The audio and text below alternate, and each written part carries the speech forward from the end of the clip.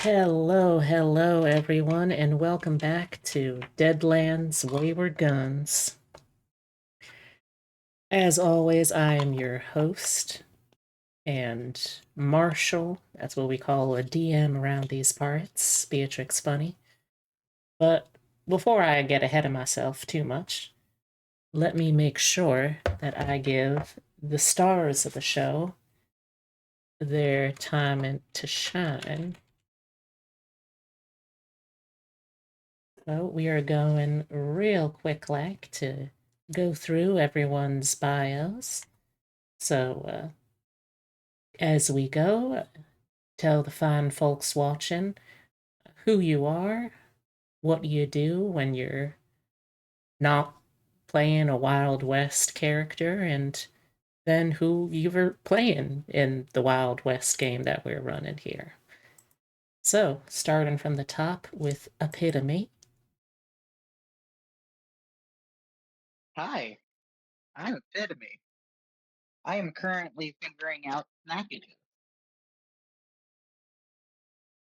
I play Ezra King, and B plays his wonderful husband, Dr. Amber. That's true, that's the little disembodied head right here next to me.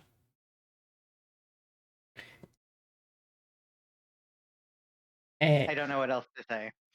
oh, I reckon that'll be good for now then. Get your flu shot. That comes later. Next up, Hazel Dust EN. Go right ahead. Hello, I am your favorite ferret on the internet, Hazel, playing your favorite cryptozoologist, Valentine, with her companion, Jinxie.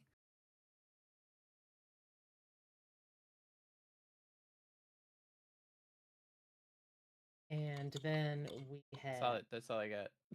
That's all right. That's plenty enough, I reckon. Then we have Hemlocke.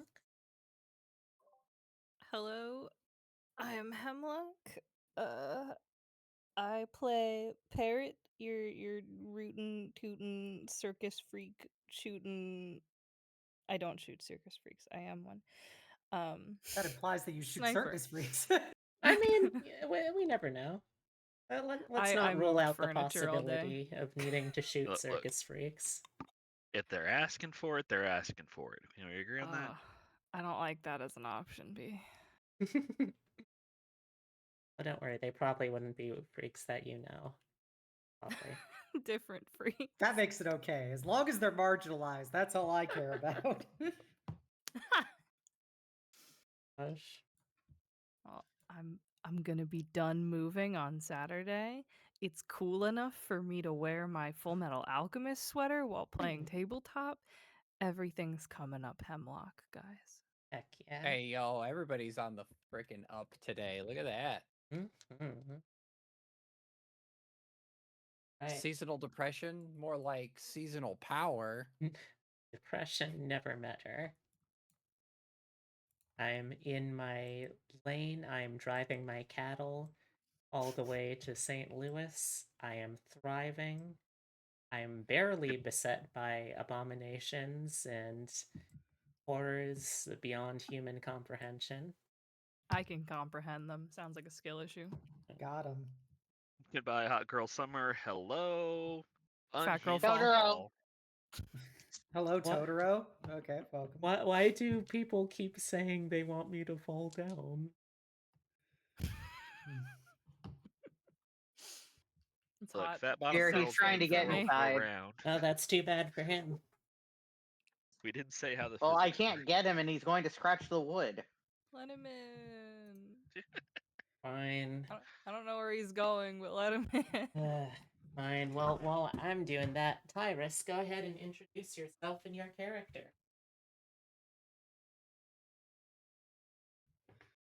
I'm Tyrus. I play Scarlet, everyone's favorite reanimated dancer, singer, and gunslinger. I think that's Perhaps called a not in that triple order. threat.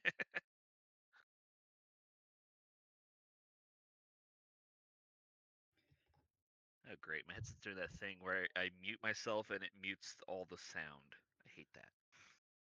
Because I know what's coming next, my name's Obsidia. I play Xenobia Morgana Watley, everyone's favorite inbred sorceress, who is about to go fuck up some pirate kids. So it's all B now. Right. Thank you, Tyrus, for what I can only assume as I taken off my headphones to wrangle Totoro was a completely accurate and exactly what I asked for self-introduction. Obsidia did too. Oh, I did mine, so you can do whatever. gosh, fantastic. Yeah, and I am Beatrix Bunny. I am going to be playing everyone who is not one of these five. We last left off with our posse of intrepid cowpokes heading down the big ol' Mississippi right on into its mouth. Down in Louisiana, specifically down right there in New Orleans. And yes, I am going to be slipping into this accent here and there throughout the stream, so you better be prepared. But they're here more or less in passing. But since they are here, it's a couple of things that our fine cowpokes decided to take a look at.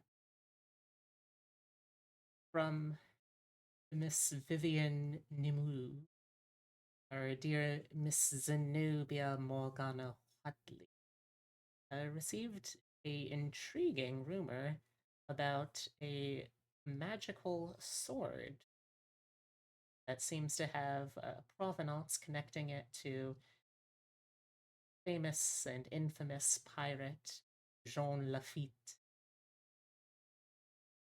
Meanwhile, Ezra, at the request of his employer Smith and Roberts, has been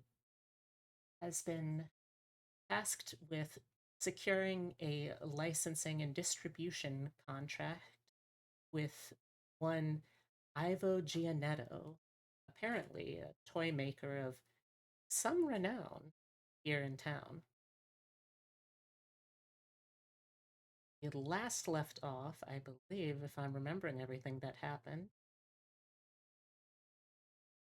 Oh, also, probably worth mentioning, just in case it comes up or if it's important for some reason. In the process of getting to know each other, one of our posse members, Mary, may have disclosed the fact that she's a little bit of a Frankenstein, just a little bit. We don't know the extent to it yet, but we know there's at least two, how should I say it? Extreme organ donors involved in her current composition. And we know that there is something that is connecting her out to a point far, far in the west near the southern tip of Nevada. But coming ashore, we mainly spent our time focused on Xenobia and Parrot. I believe it was no, Mary too. That's Yep. right. All three of you were investigating the stories of the saber, which you seem to, as far as we all know, have already encountered in the steel, so to speak, uh, being hung as a decoration in the Lafitte blacksmith shop, which, despite the name, is actually a tavern run by one. I believe I named him, Pierre Leconstein. I sometimes remember things, and boy howdy does it feel like an accomplishment every time I do. Now, Pierre is not a direct descendant or member of the Lafitte family, but He is the main proprietor of the blacksmith shop bar. The actual family owners who allow him to run his establishment here are very secretive, but apparently the grandchild of Pierre Lafitte, the slightly more legitimate or legal, at least on paper, member of the Lafitte family, is supposedly going to be doing something very private in the bar here with no one around in 5 days on the night of the new moon. Weird timing. What do I know? I'm only the DM. That's a lie. I'm not even a DM. I'm a marshal. Werewolves of London. Sorry. Careful what you wish for. Might just meet the Luke Guru. Any, Rougarou? yeah. How Make them count to rude. 13.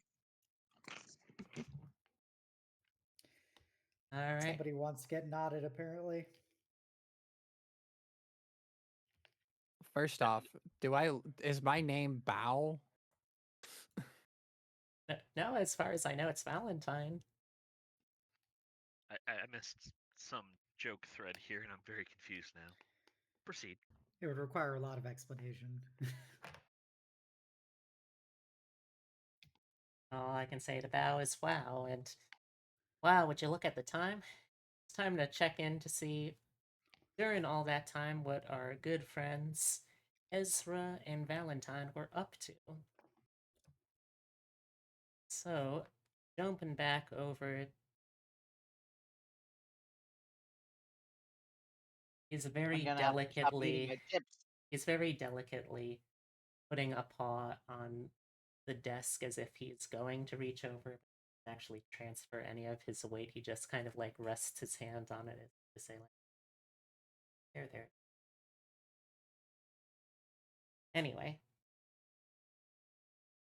Alright, so Ezra, you have been given task by your brand employers, the Smith and Roberts catalog and collective engineering firm, to try and get the contract of apparently one heck of a toy maker, Ivo Gianetto.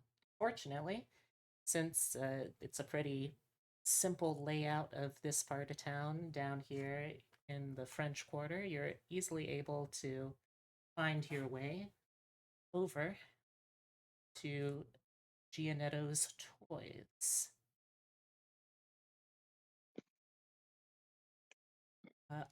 Sure. On the outside, it's a fairly unremarkable building. At this point, I believe it's starting to get from evening into night. I believe that's what we established since there's already a pretty lively crowd over in the blacksmith shop. But you can still see that there's the last few dregs of people coming and going at Gianetto's Toys. And even with the shop closing down for the night, you can still get a clear sense of the hours painted on the little placard over the door, as well as see inside at all of the amazements and wonders that you can find. It is, I would say, the best touchstone I could give is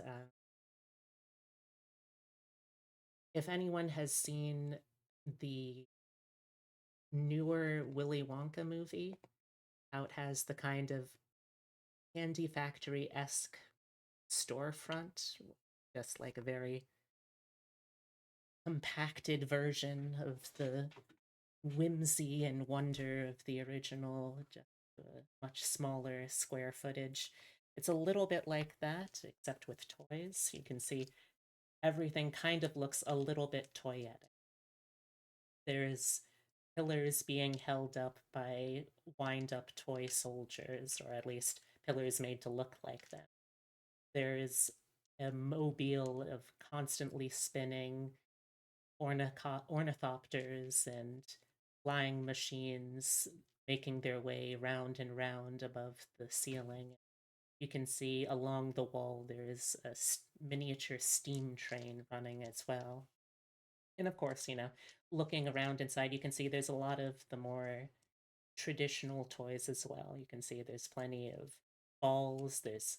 You better believe there's the hottest new game of the summer, Hoop and Stick.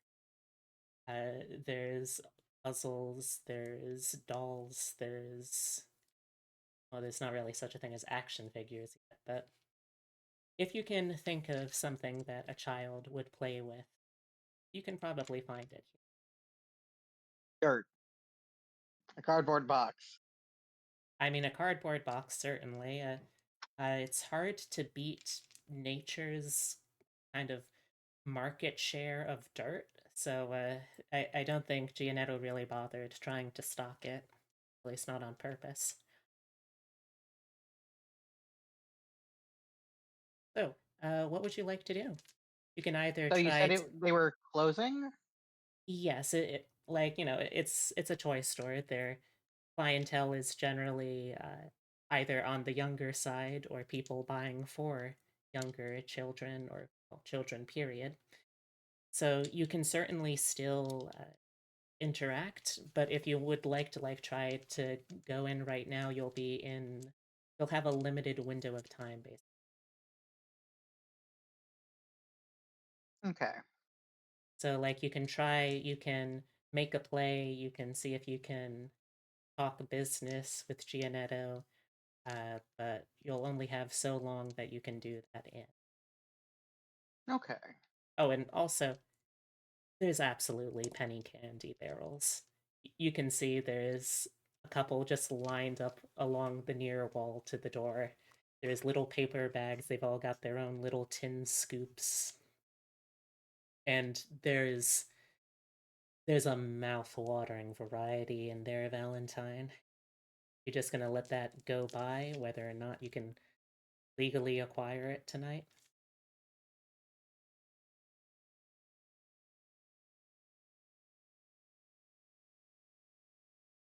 Hey. If you're Are saying you, are, anything, Hazel, we can't hear you. yep.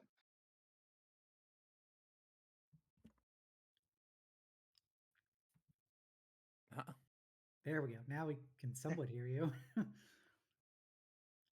Me? What? Yes. Yeah, yes. He Oh, was talking to I'm you.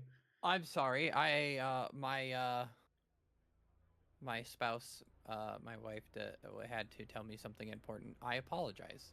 That's all right. I raise my little flag, wife on the field, 10-yard penalty, roll Oh, it back to kickoff.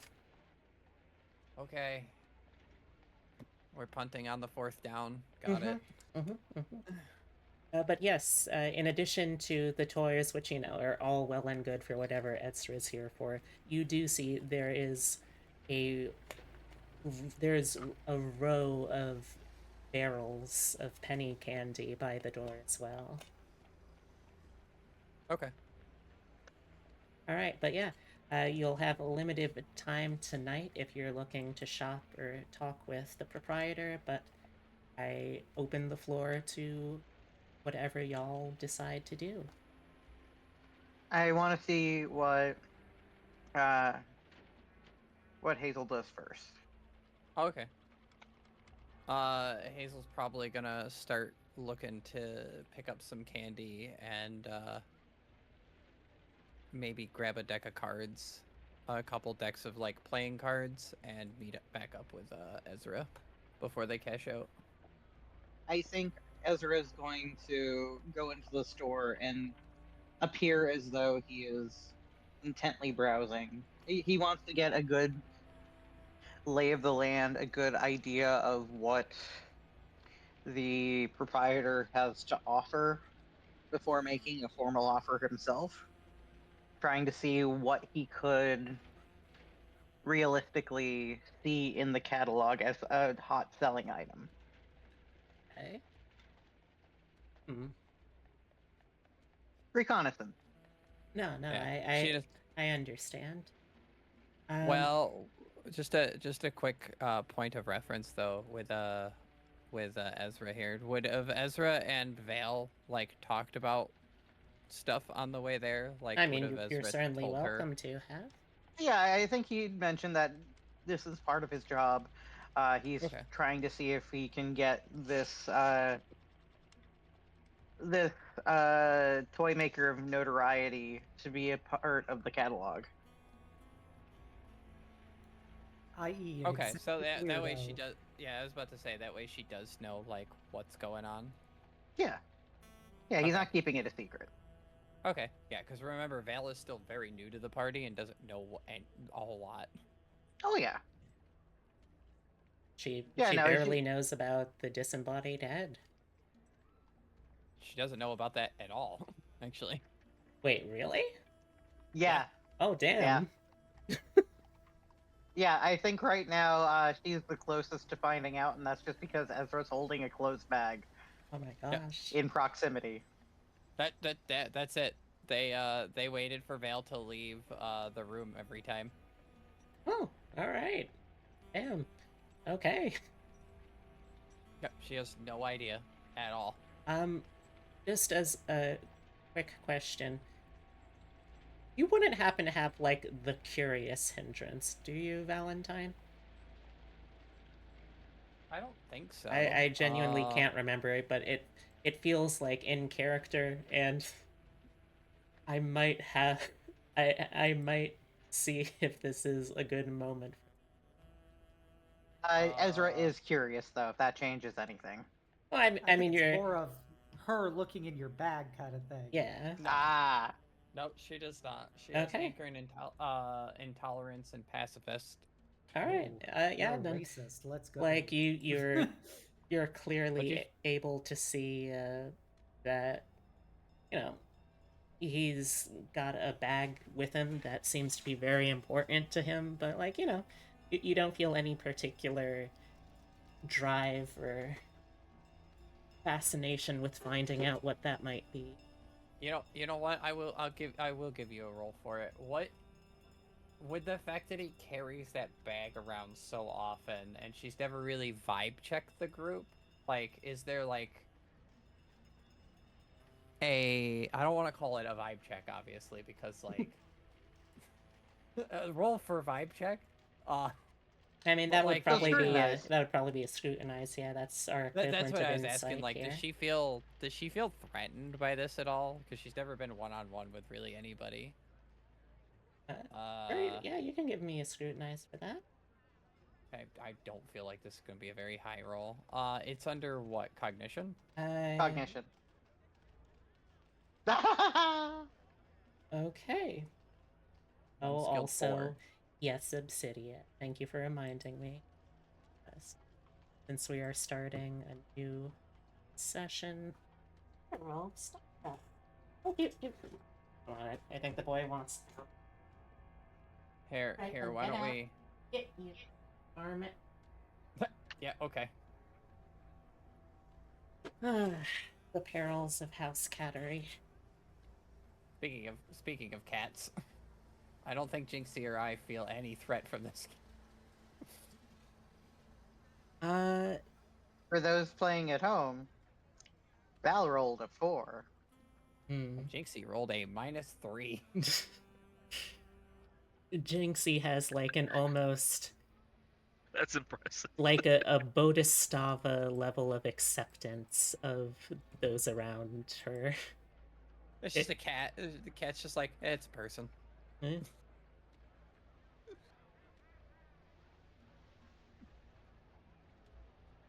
Vibe check. I don't feel like I need to ask her anything. Feels good. With kosher. Yeah, it seems right. Like you don't really get a strong read one way or the other, but you feel like you've got a decent kind of gut instinct going for people. Usually, you've been living out on the road, probably have had to interact and just roll the dice and hope that this time like the person you're roll the hitching a dice. ride from is maybe not some sort of maniac criminal out to get you or whatever. Yeah, so it's just one of those things where it's just like, yeah, it all seems fine with me. Yeah, this is probably fine. But yeah, she's gonna, I guess when we get there, she's gonna do her shopping and try and meet back up with Ezra, because maybe she can help him cut a deal. For the candy? No, for whatever he's doing, for what he's Totoro, no trying to soup do. for you. This cat. I swear. Because one thing she really is good at is talking to people. Alright. Well, that'll be up to Ezra whether or not he wants to take you up on it, but it's certainly a compelling argument. Let's see where things go first. Don't forget, Ezra has fiddled with toys in the past. He gave the clockwork toy to the little kid who saw the ghost. Also, just a side note, I think, and you can stop me if you don't think that'll be the correct thing. Ezra clearly is a new scientist, like a practitioner of the new sciences, aka mad science. So maybe this is just his tool bag. Oh, yeah. You've definitely seen those kind of people before, so that's a possibility. She's vibe. She's I feel like one of the reasons why she doesn't poke into things is because poking into things can get you in trouble and hurt. Very true.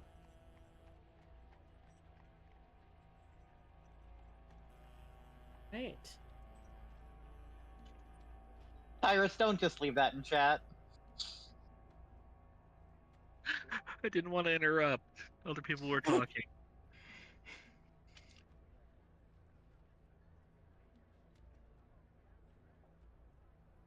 Calling his husband a tool. Alright, well. Alright, so I am intently browsing, but also understanding that there is only so much time.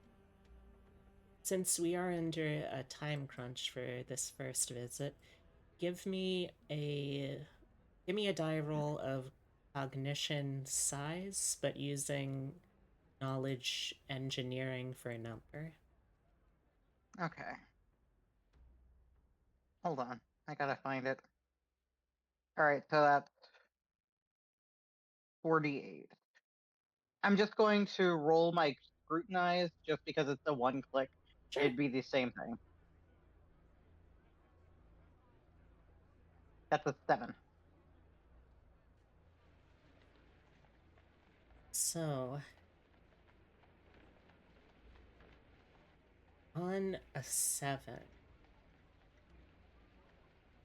just kind of wandering through, seeing what you see, the first thing that you notice is, perhaps it's simply because of the recency bias, but your eye is drawn to a mechanical riverboat.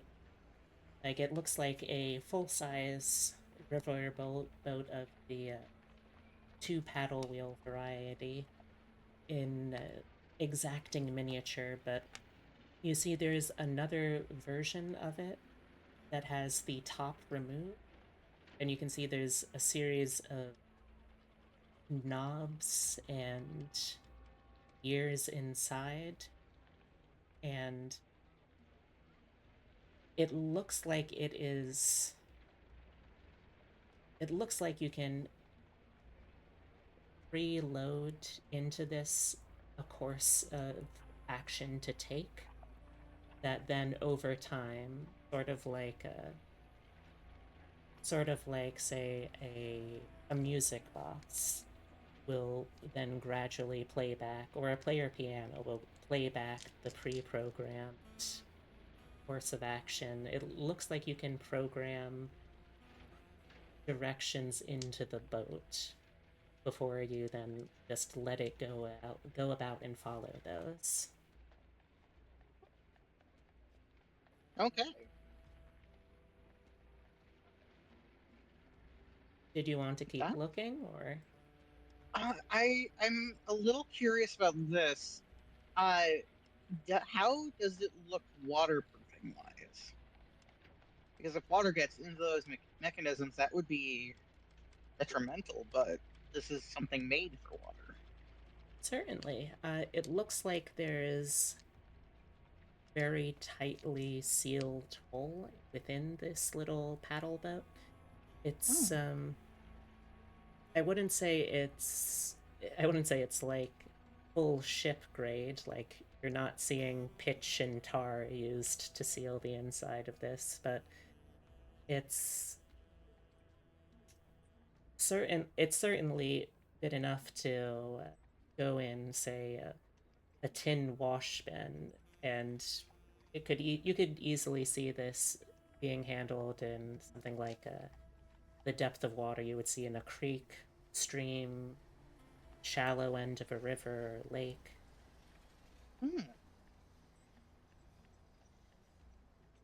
That is fascinating.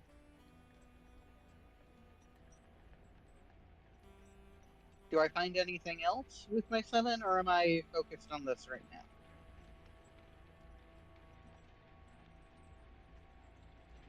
Yeah, I think I can give you 2 other things here. Okay. There is a there's a toy cow that has it looks a little bit like grass. It's some kind of pre-packaged material to go along with it. And it looks like there's a mechanical chewing mechanism for the cow. And you can see the way that you can see there's chambers within the cow, like if you take the top off it, so to speak, where it would actually be able to break down the vegetation or the play food that it has to work with. And you can see there's a little bit of dye near the rear of the cow. And if you lift its tail, you can see just thin little brown cow pie just right out of it. So it's a cow. It's a cow that can eat and burns. poop. Why a cow? Well, you also I'm going to make a see smart that it choice. does have udders. Would you like to give them a squeeze?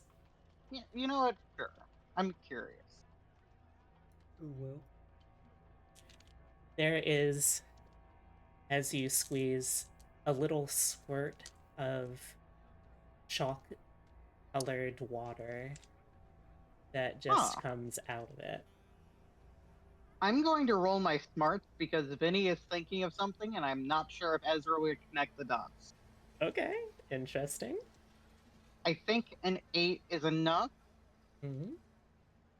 Hair. Hair? Hair of a child getting caught in the mechanism to eat.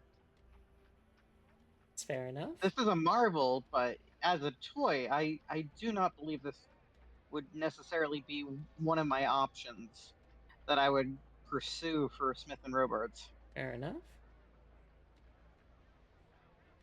All right, you said one more? Yes. So there is... Oh.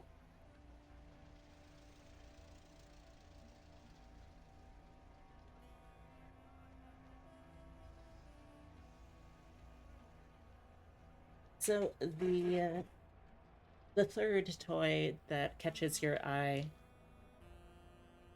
appears to be a little wind-up soldier, only instead of a soldier, the uniform more closely resembles that of perhaps a band, a marching band.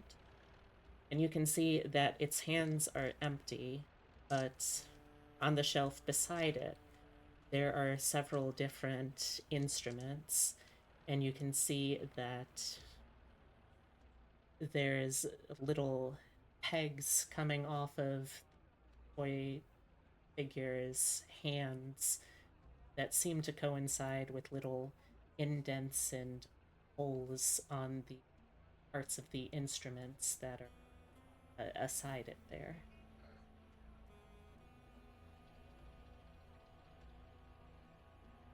Can I lift one of the instruments and put it in the hands? Sure. What sort of instrument are you after? We've got stuff like trumpets, we've got drums, we've got... Well, honestly, I feel like brass and percussion are kind of the mainstay of most marching bands, so... Well, I mean, there's flutes. Well, that is true. I forget that woodwinds are a thing, but, you know, woodwinds deserve rights, too, I suppose.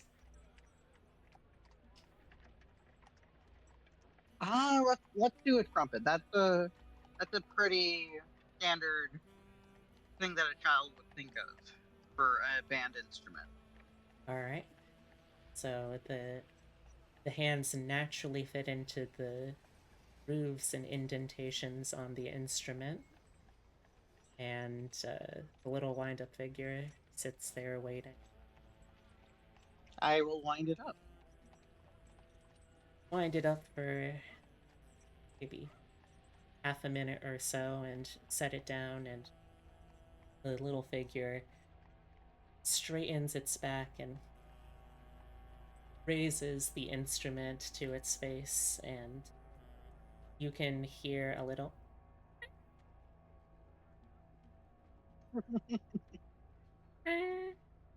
as it, that sort of wobbly way that wind-up mechanicals go, starts marching along the shelf. Oh, that's adorable. That's adorable. Oh, he knows what he's targeting.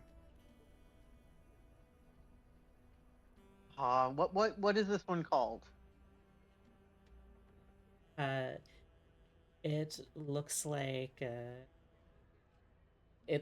it's just described as the mechanical marching musician.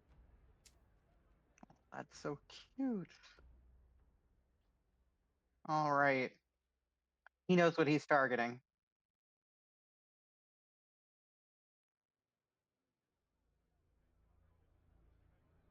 All right. Switch back to Val. All right. Val, you are a slightly more grown-up kid in a candy, well, not a candy store, but the candy section of the toy store. What do? She's looking for stuff that's sweet, but like has a lot of sugar in it. Like she's looking for sugar candies. All right. We're down in the Louisiana, which is an area I think that has a lot of saltwater taffy. Is what a kind of candy is down here. I mean, they certainly have access to salt water, and taffy is hardly like a region-locked kind of thing. I could imagine that they have those available. Well, if I remember my candies right,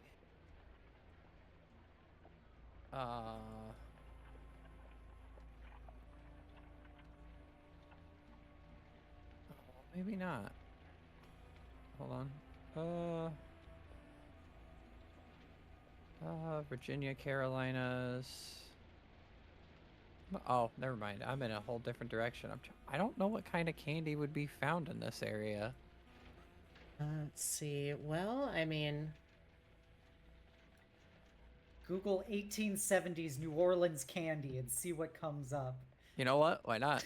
I mean, Or there you could is just settle it to it's a made up world and it can be anything. There is definitely going to be Google. there is chocolates. Those do exist at this point. There would be taffy. There's Necco wafers. There's anything made with molasses or peppermint. There's Dominated by street vend in the 1870s, dominated by street vendor handcraft sweets like parlins and molasses-based treats. So a lot of molasses. What the heck is a parlin? Do you mean praline? Praline? Praline. Yeah, that's a praline.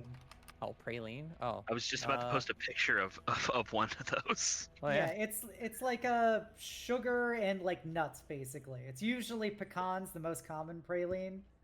But yeah, they're good. You know, it's still a thing to this day. It's I a would- nut confection. May I Nut remind King you The that Nut King. Nut King reigns.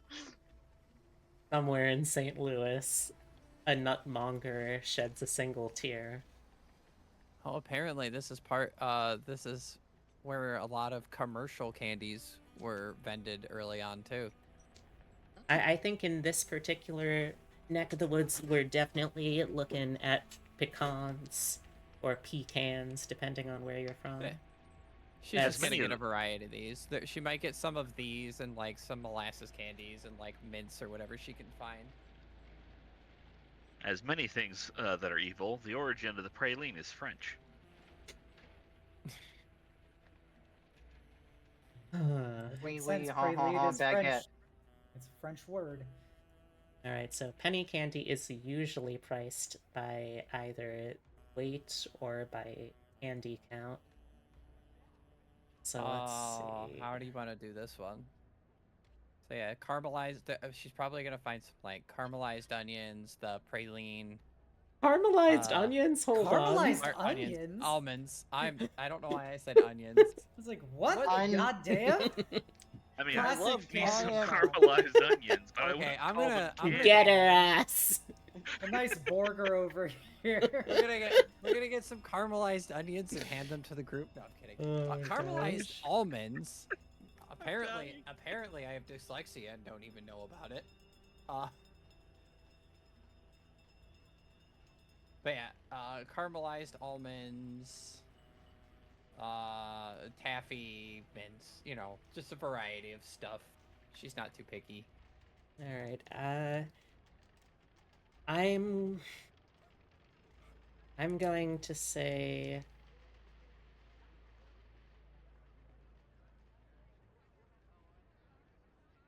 I'm going to say we'll probably price this at candy is a little more of a rare thing. Let's price this I don't know. It says it's street vendor stuff here. Alright, then let's do Yeah. a quarter for a quarter per pound.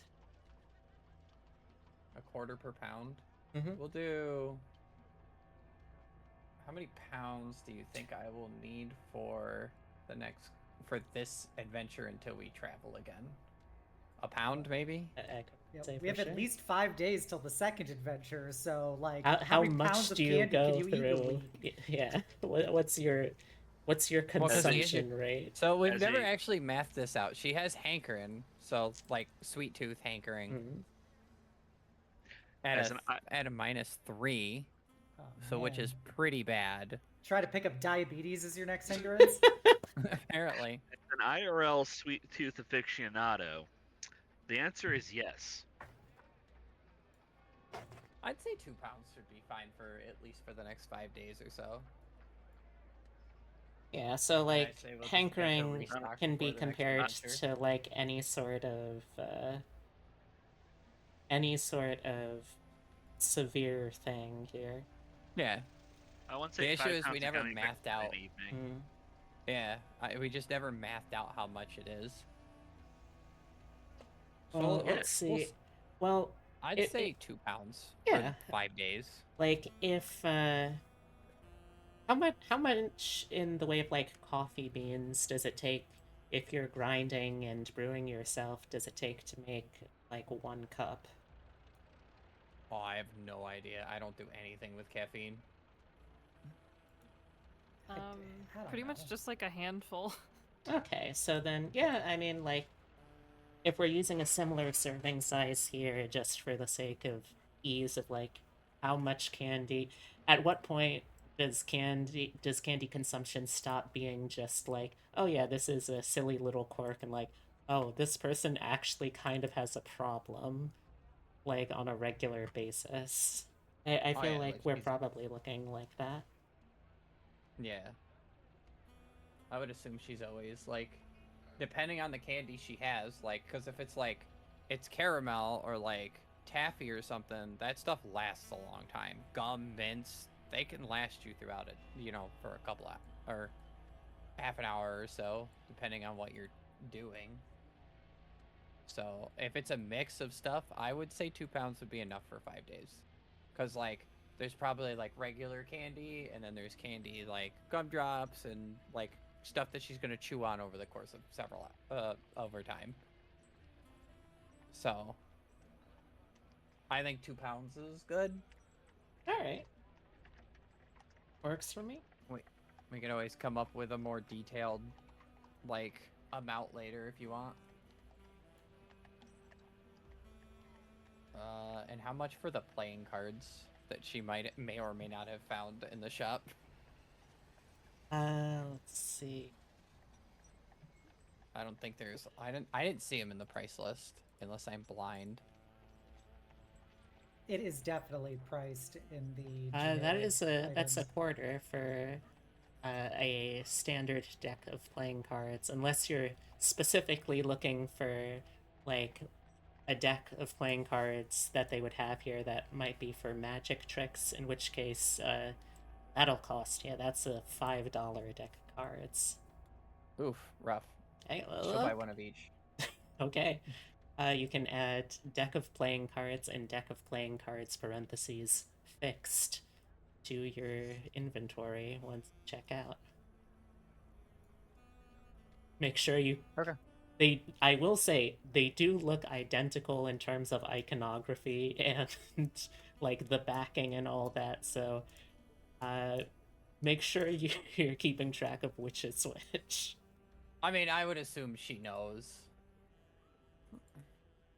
I will say both of them also have like a little marker of printed on it, like, of Gianetto's toys, just so at the very least anyone who might be trying to use them for less savory than simple prestidigitation magic will know, hey, this isn't a standard deck of cards, there might be something up with this.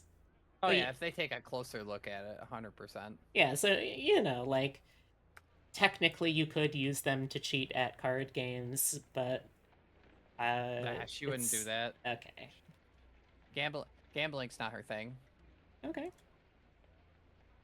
But she will definitely make sure that she doesn't accidentally hand somebody the deck of cards who is going to go gamble. Okay. Because that would be bad for them. All right. So is there anything else that Ezra was planning to do before heading out, or are you trying to speak with the proprietor, or what's your plan? I would like to speak with the proprietor if I can. Yeah. So you head up front, and you can see that the man at the desk is just finishing up with one final sale today. Well, one final sale, not counting everything that Val's bringing up.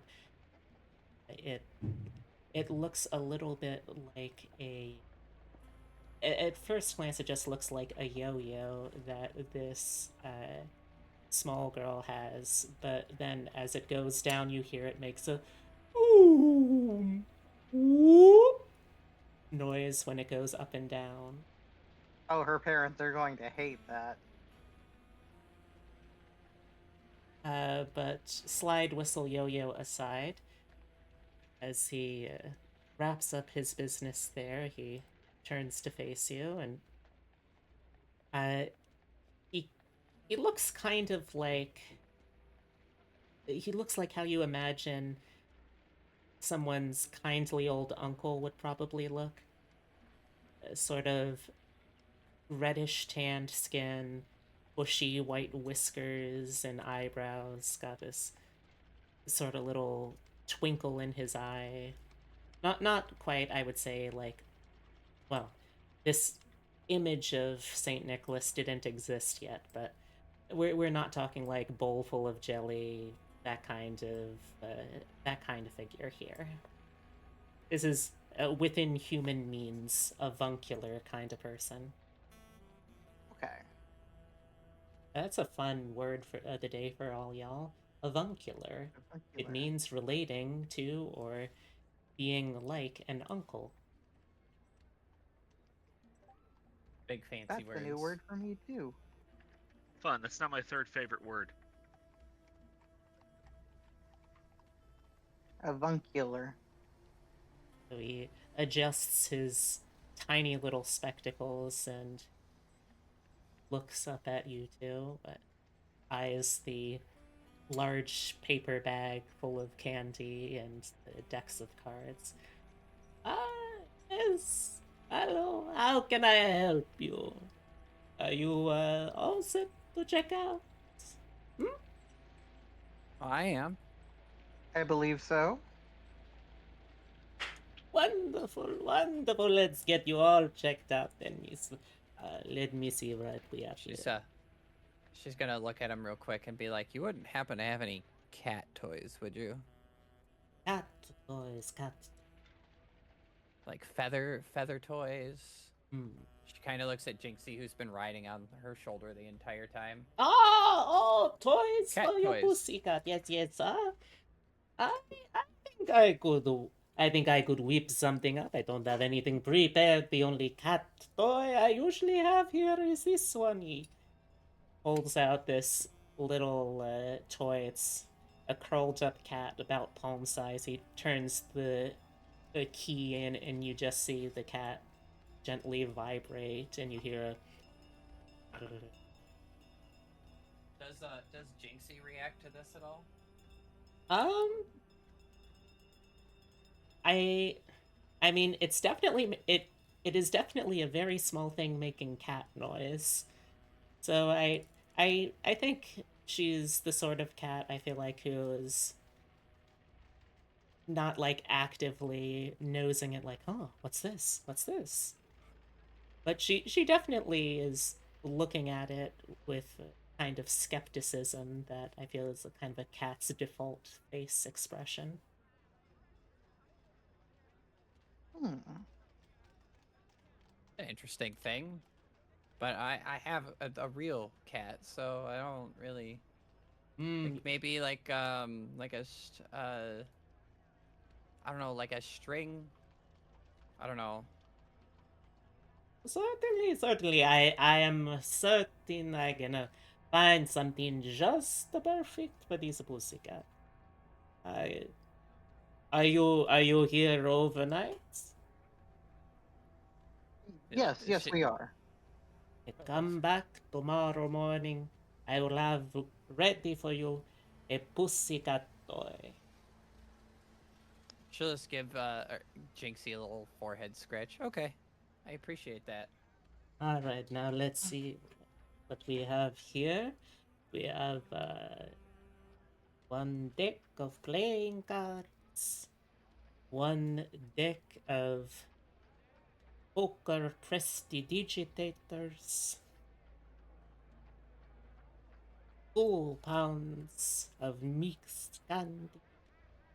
Just typing away at the little old timey cash register. Okay, that looks just about. Let's see.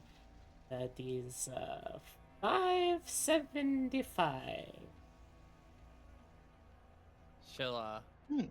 she'll just hand him the money or place the money on the counter for him. Many thanks. May they serve you well and bring a little more joy to your life. Now, what can I do for you, young man? pausing here because I didn't think that anyone would call him a young man. Oh, I mean, he is the archetypical uncle sort of appearance. Like, That's fair. he looks old enough that he could be related to your father, so. Okay, that is fair. Uh, yes, I actually was wanting to inquire about the mechanical marching man, the musician. Oh, yes. Uh, it was a challenge to engineer such a modular feat of marching music, but I feel like I did myself proud. I would say so. It is a feat. It is a feat of wonder, and I have seen my fair share of clockwork toys. Have you ever considered having this shown to a wider audience? Oh well, I suppose it's a possibility. I spent a few years of my craft and studies working over in the city of what do they call it? The city of gloom, the Salt Lake City. It is quite a place for keen inventors, but it was certainly a very cutthroat one. It teaches me to be very careful in regards to the property of my intellect. Oh no? No, and I completely understand that. I just. It would be a shame if this marvel were to stay only in New Orleans and more people couldn't see it. And what would you be proposing, Mister? King, Ezra King. Out of curiosity, I don't know if we've ever established this. Do you have like a calling card or any kind of business card or card for Smith and Roberts with you? Or I think I would. However, I want to hold that a little bit closer to my chest okay. because he's had issues with the Hellstrom Industries, and I don't know how he feels about industries as a whole. Because while, hold on, this is me being stupid. Smith and Robards isn't owned by Hellstrom Industries, right? It Not is yet. not. Yeah. Not yet. Okay, that's what I thought. I want to make sure I wasn't confusing things. Yeah, they don't go bankrupt for I think another like 100 years or so. Mm. Oh, beautiful. Because yeah, Hellstrom does buy them out eventually, but not as of right now. Okay. He's going to hold that closer to his chest for now. He's not going to give out his calling card just yet. I do understand that you are in the process of closing. So I don't want to take up more of your time than necessary. How about we continue this conversation tomorrow? Certainly, Mr. King. I would be amenable to it, but I have had not so good experiences in the past with the snoops, the ones who go sneaking about and stealing ideas. No, no, no. No, I would never dream of having someone steal an idea from you. What I would like is to have others see your magnificence. Magnific words. Jenny is having trouble with words. Uh, and having others be able to see what you have created. Okay, I am willing to hear you out, Mr. King. That is all I ask. let's meet tomorrow at your opening. Is that amenable to you? Certainly, I can make time for that. We open Wonderful. at 10 a.m. I will be here at 10 a.m. sharp. Wonderful, wonderful. Wonderful. Thank you so much for your time, and I look forward to talking with you tomorrow. Valentine, are you all set? Yeah, I think I'm good. All right. All right. Then let's leave this wonderful, wonderful man for the evening, and let him rest, get a good night's sleep. Thank you very much. Right. Now, as both of y'all head out of the store, could I have you both make cognition checks for me? If you have anything that boosts your seeing at a distance or boosts your hearing, that can apply. Okay. I got a 7. Val got an 11.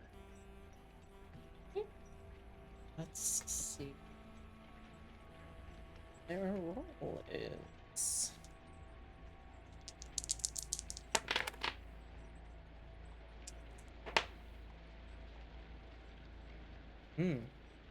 Alright, so on a tie here, I'm going to say that as you're coming out and, the crowd is, at least around this particular storefront, starting to thin out a little bit, you feel the hair on the back of your neck stand up a little bit. You get that familiar sense that someone is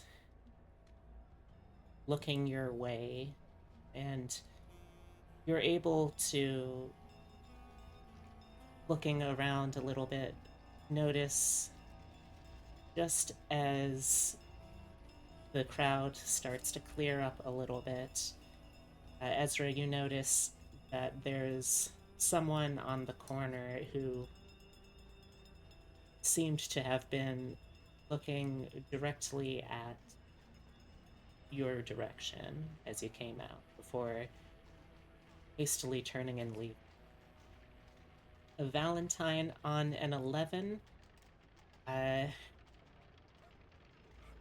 Would you rather gain an added detail about what they look like or what they were doing? What they were doing.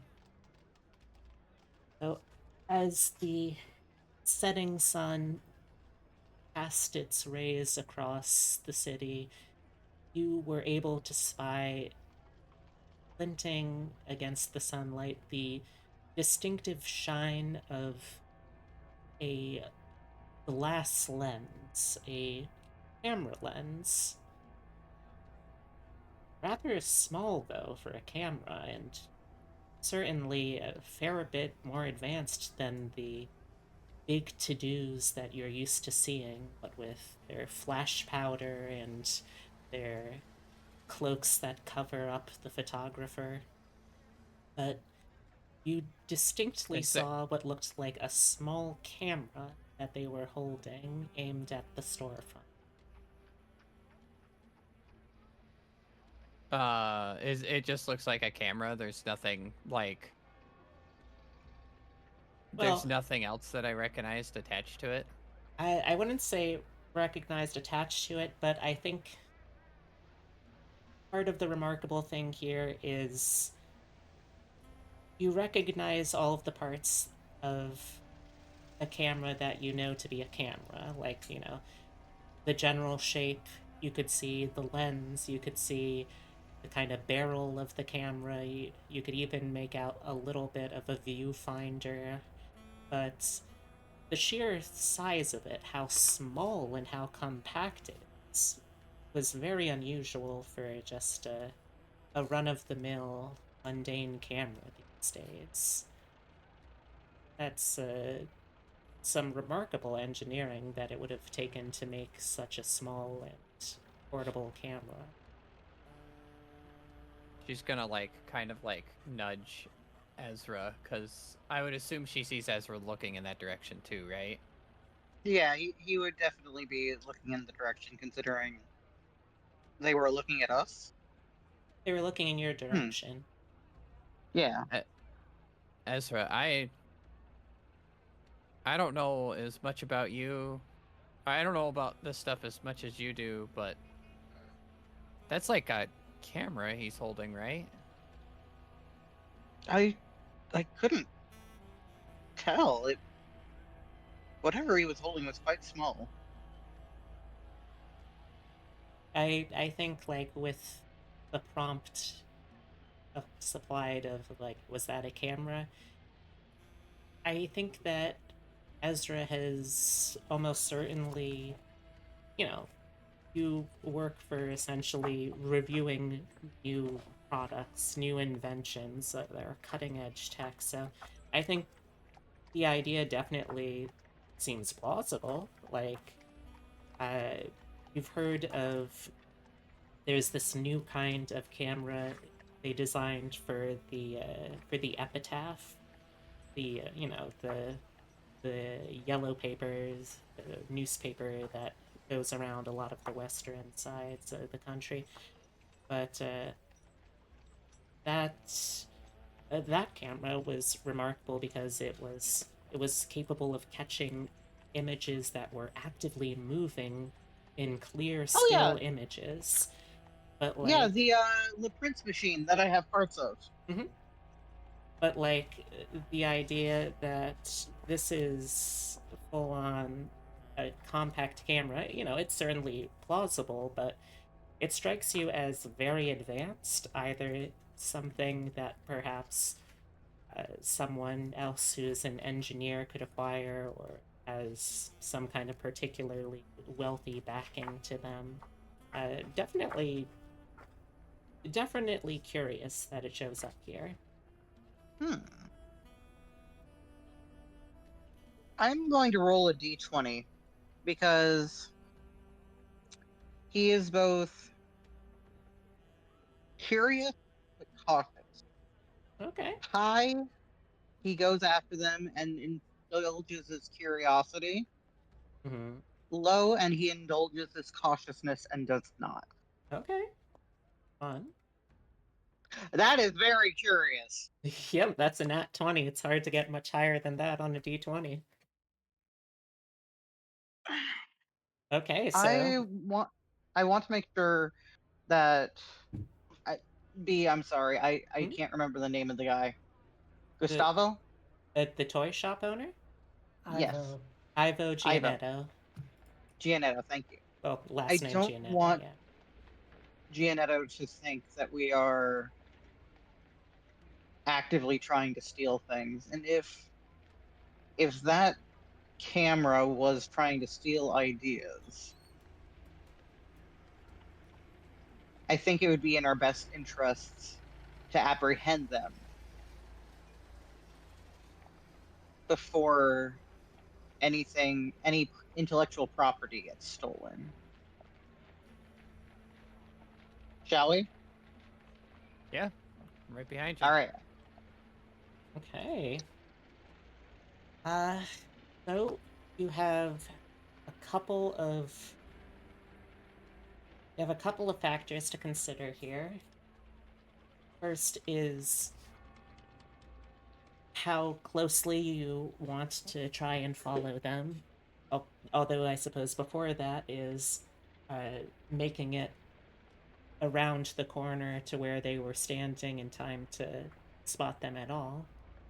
And then, like, if you want to try and make this a quick chase or a slow stalking. Ezra is not very fast. So I think he would do better at a slow stalking. Alright. But if Valentine wants to go ahead, She'll just keep up with him for, like, up with Ezra for now. She'll just Okay. follow Ezra's lead. okay. Alright, so I will say this will definitely be a tricky start. The streets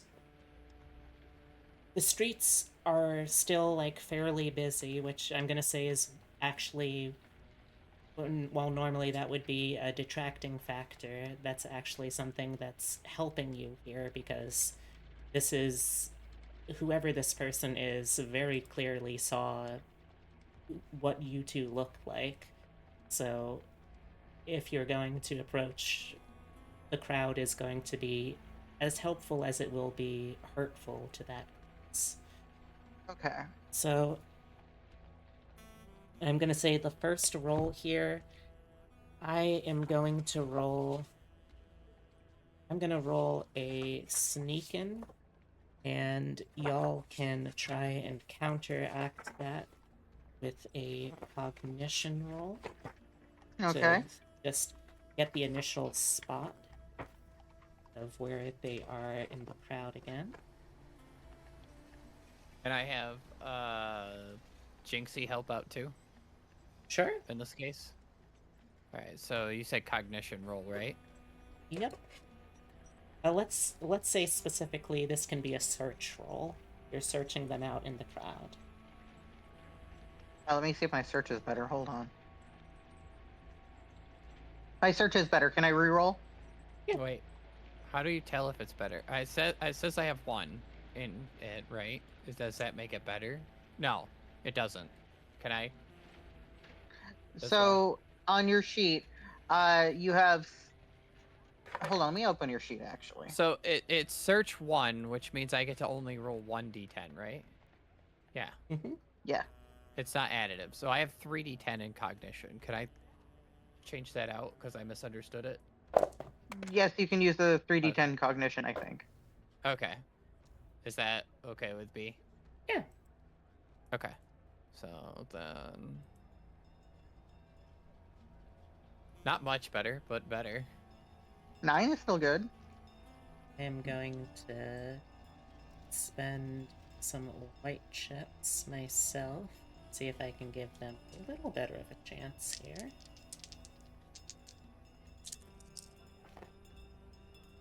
Here we go. Oh, that was cocked. Okay. Alright. So,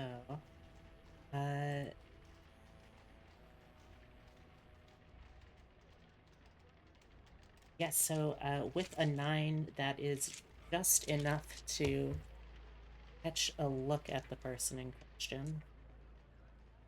You're able to recognize the outfit, this nice, clean seersucker suit.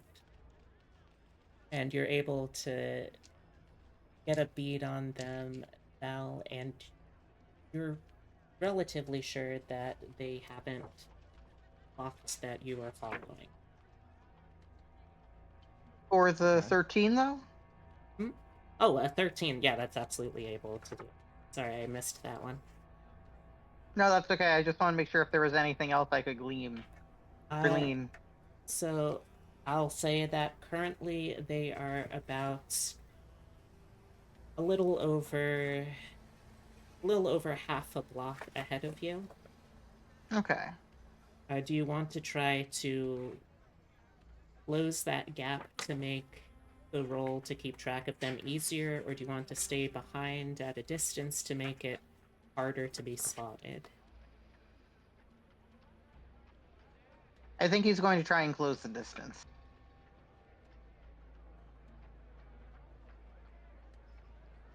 Alright, give me a beacon roll against this person's this is not really passive, against this person's cognition. All right. I believe in the power of the white chip. I hope I believe in it too. Because a 2 All right, is reroll probably not one of the- great. Do I have Yep, to? that Do I have to was sneak as D6s. well? Because I'm with him. Yeah, you can sneak too. 4 is better. I'm gonna use a red chip Ooh. and add. That's a 7. Red chip. Well, how? Don't mind if I do.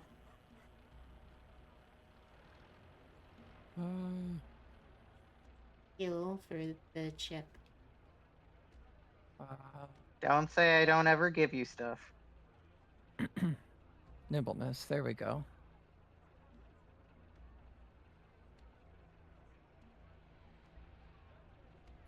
About the best I could do.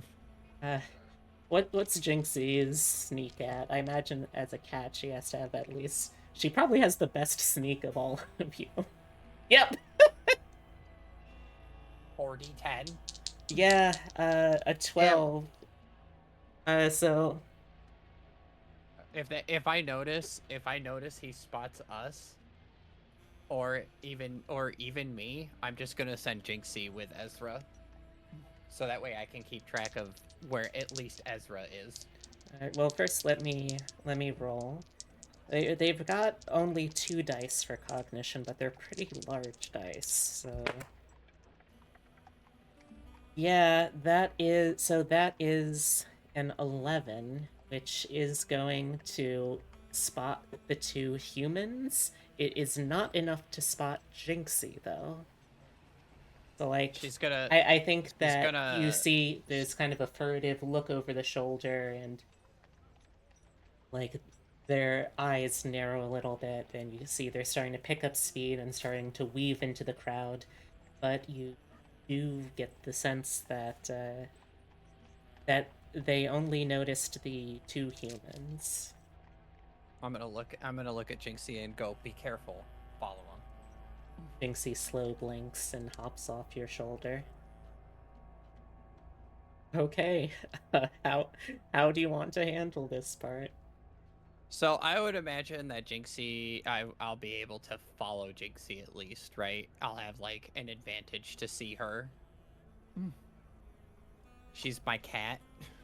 Yeah, Or- I mean, like, look, Okay. I'm not going to force you to lose your cat unless something happens that narratively forces that. But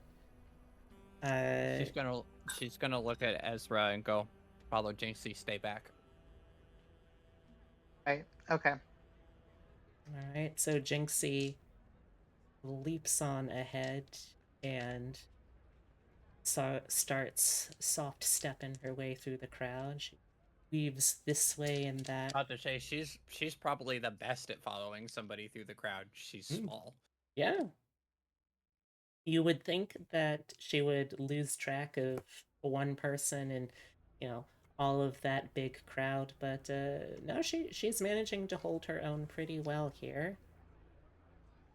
So at this point, stealth is not really an issue.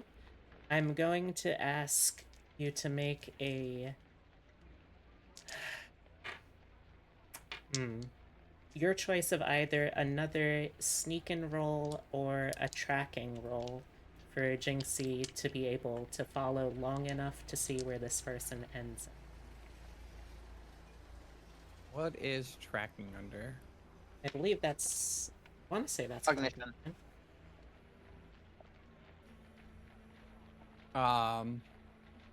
Do I need like a straight up sneak or?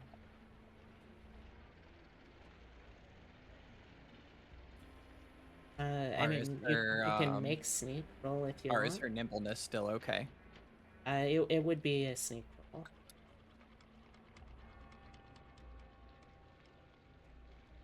Okay.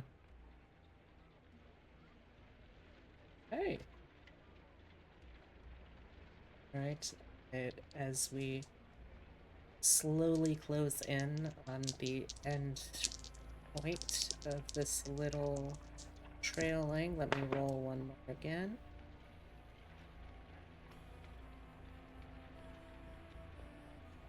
Yeah, you know, I've got so many of these. Let's re-roll one of those dice. Oh, that was cocked. Come on. Better. Alright, yeah. Jinxie is able to trail to an end point here.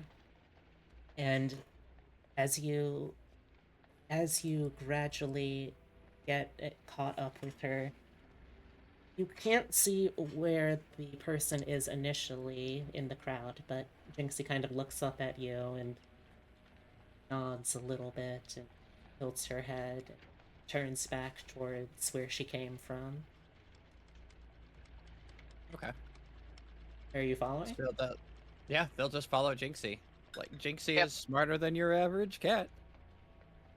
All right, so Jinxie continues along, and eventually you end up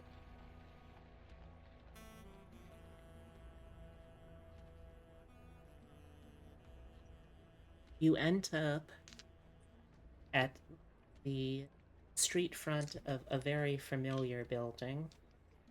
Familiar both because it's so massive it's hard to miss, and also because you had been there literally just a little while before.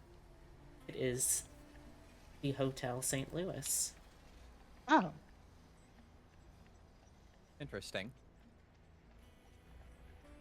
Now, unfortunately, Jinxie was foiled by a cat's great nemesis, a door, so she was not able to follow the person beyond and into the lobby, but she's gotten you this far. Yeah, but we have an idea of what he looks like. We don't know exactly what he looks like, but we did see him. True. Did we, when we were following him, did we happen to get a better look after we spotted him a few times, like with more detail? I think part of the issue was that they were they were they had clocked you at that point as following them, and so you didn't really get too much of a chance to get more than like a very brief at. Enough to point him up in a lineup, but not enough to point him up in a crowd.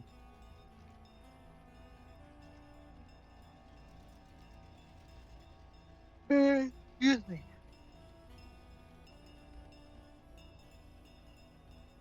Okay.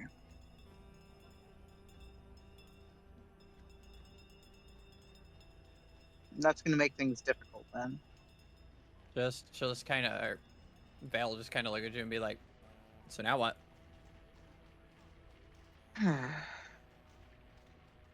Well, how good is Jinxie's sense of smell? A good question. Cats have not very good senses of smell. I would, yeah, I was about to say. I mean, I'd only look if you at you and compare be them to like, dogs. Very mid. I would look at him and just be, or look at you and be like, "Not great, but she is a cat. They have really good memories."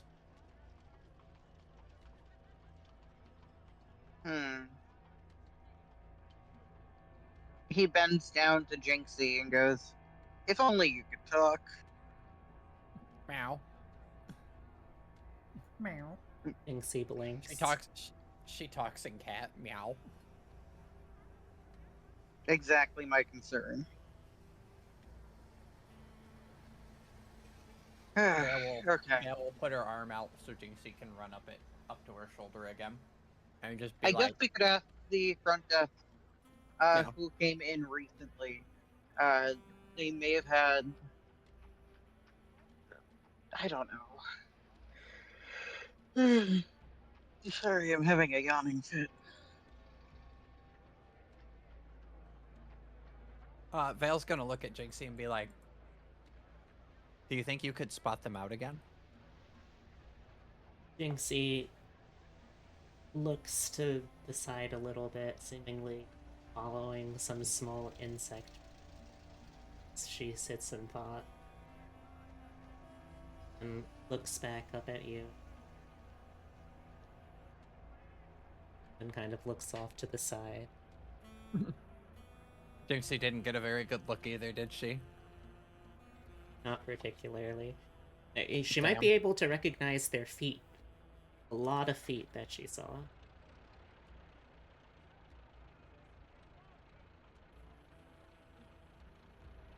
I mean, that might be helpful. All right, well, go in and talk to the front desk, and I will have, and Jinxie and I will go take a look around. All right. Sounds good. So I'm gonna be looking to see if I can find any semblance of the person we're looking for. But the real thing I'm looking for is somebody with a odd-looking camera again, to see if they haven't like hit it yet or not. Right.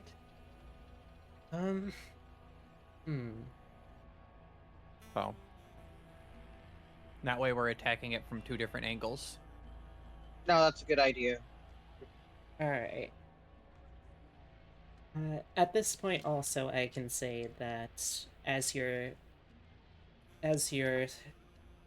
stooped up outside, that's probably about the same time that our other group get back to the hall. Fresh from our several daiquiris. Either Some one of too us few had or one fun. too many.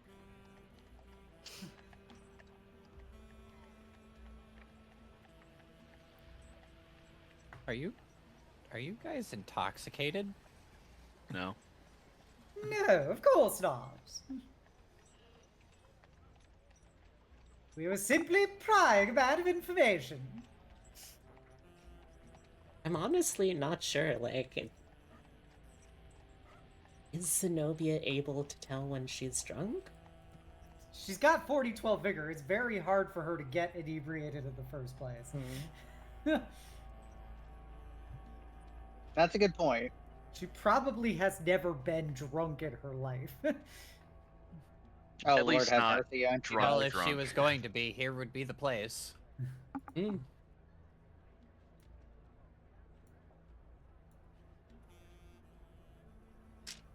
How was your little toy shop? Did you find some little doodads? Potentially more concerning, there might have been someone taking our picture with a new camera. Oh, like one of those small cameras. How do you know? What city was that? That was Chicago, right? With the Tombstone Epitaph camera. I mean, like, there was definitely mad science things that were sold at the Mercantile. No, I meant there was the kid, or maybe that was St. Louis with the Printer's Devil or something. Yeah, I think that was St. Yeah. So technically, I think Ezra was there for when we saw that. Oh, okay. Then. Okay. So, yes, when we were in St. Louis, you were there. That was a Vinny brain fart. Sorry. Yes, like that. Oh, is it one of your people then, or is it another erstwhile youth? I don't know if it is one of our people. It might be. It might cause complications with my business. I'll say that they were like average adults sized. So, like, I'll at the very least I'll rule out scrappy urchins and other forms of child. With their like $1,000 camera. Yeah. Well, look, you never know. There might be another nut dynasty down here. Why is it such a problem? I thought you deal out in the open with all your little gizmos. Yes, but intellectual property is a thing. And if someone's trying to irk in on our territory, his intellectual property might be in jeopardy and thus make my job significantly harder. It's just making toys. How complicated could it be? You haven't seen his toys. He had a cow that pooped. I like that that's the truly one you at go the with. cutting edge of technology. That is one of the least astounding things in his workshop. You I may can not be imagine. impressed by it, but I was. and this is exactly what my employer is looking for. Well, it would be a shame Employer- then if somebody were to steal that defecating cow toy. Actually, that one they can steal. I don't give a shit about that one. I see what you did there. But point stand. If his intellectual property gets stolen before I have the chance to sign him on to Smith and Robards,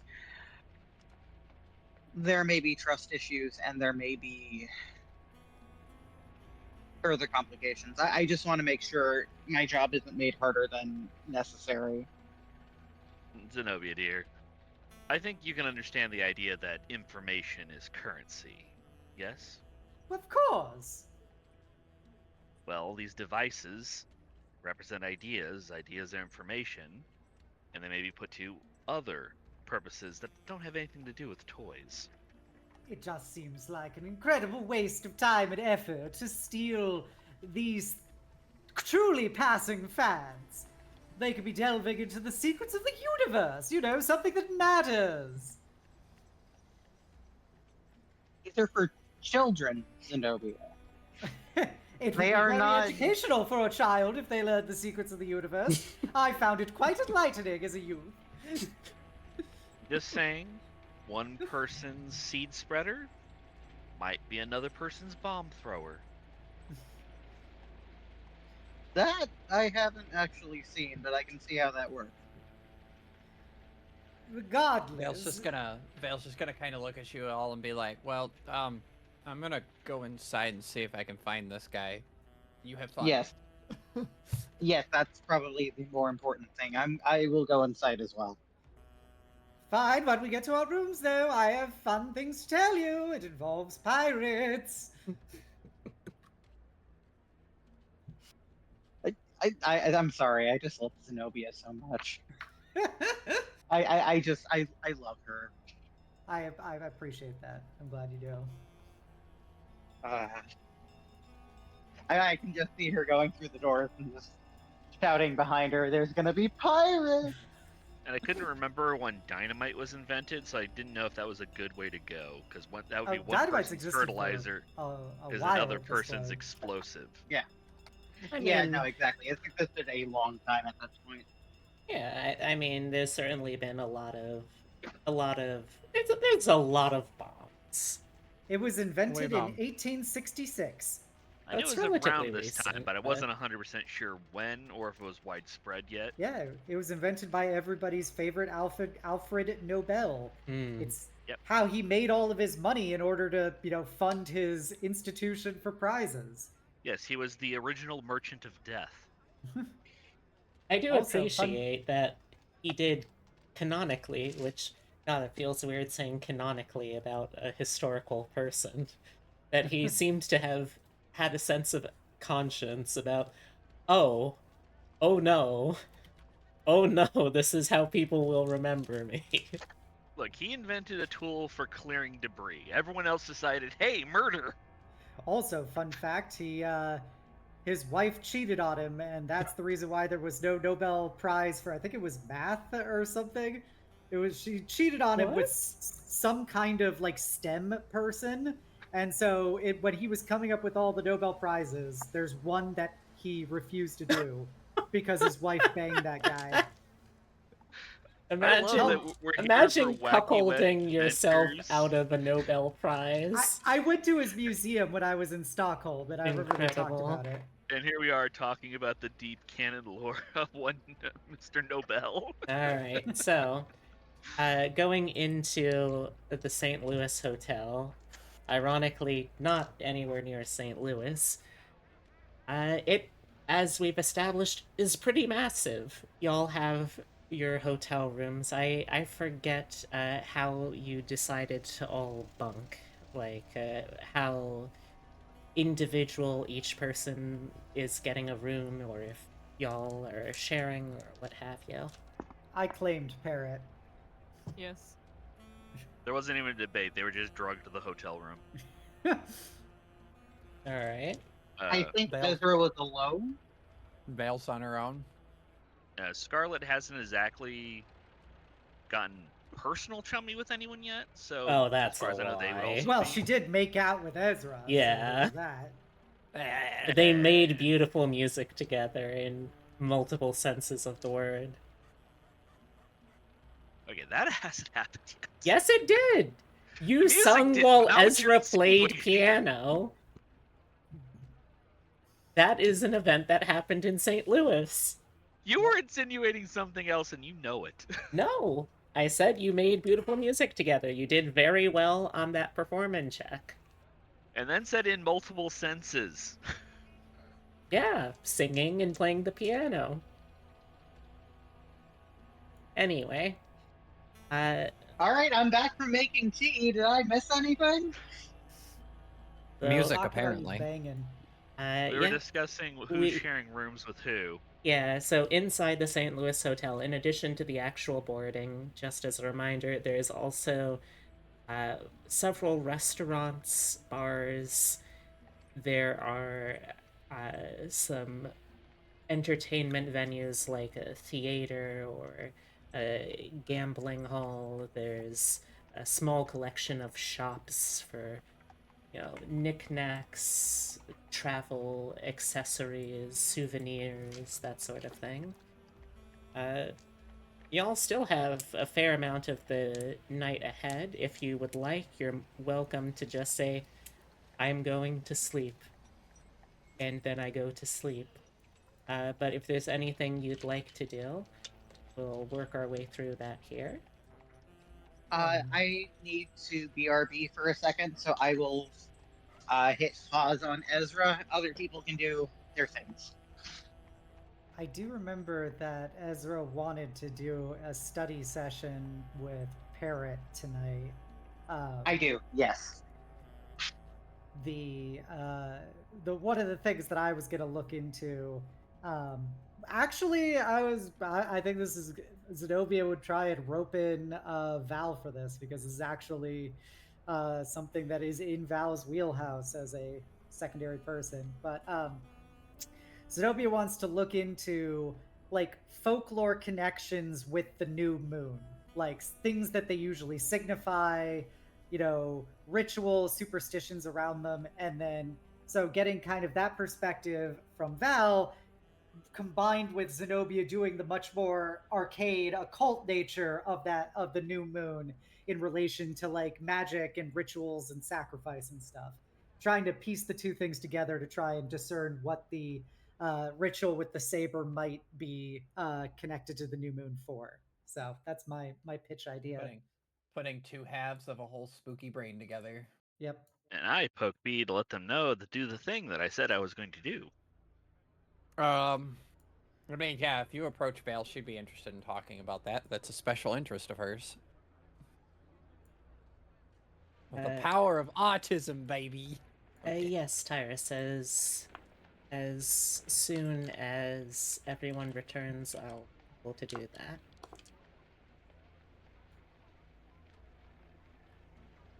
I'm effectively back. Oh, alright. So,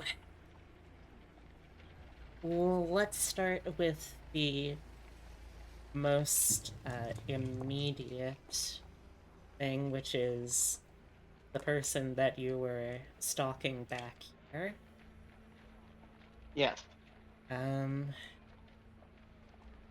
given how big it is on the interior here with all of the different venues and rooms, not to mention the fact that they could have just doubled back out, left already, it's gonna be fairly hard to track someone through here with the description you have. How do you want to handle that? Is there a front desk? Yes. Like close to the opening doors? Yeah. Okay. I'm gonna walk up to them. Hello, yes, I was wondering if you could help me before I head back to my room. There was a man that came in not too long ago with a fancy contraption, and I work for Smith and Robards, and I think they might be interested in such an item. Is there any way you could tell me which direction or where he is? If you noticed? All right, so could you Balance is here just on the hunt, by the way. could you restate that for me, out of character, what you're asking? Hey, so there was this guy with this fancy gadget that looked like a camera but small. Where did he go? I'm not creepy. This is for business. All right. I'm going to roll the receptionist's cognition to see if they recall this, first and foremost.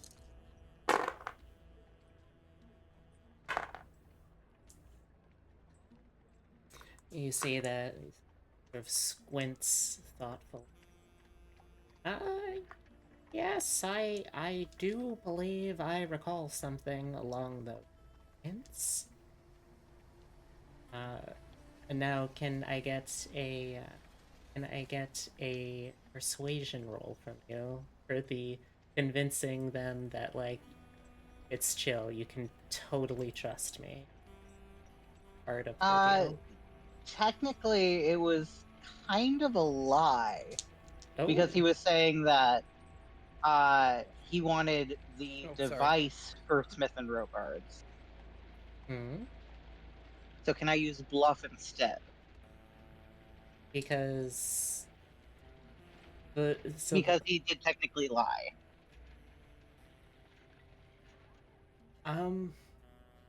So you're saying that the lie here is that this guy... I'm pursuing him as a client, not as a protection of another client.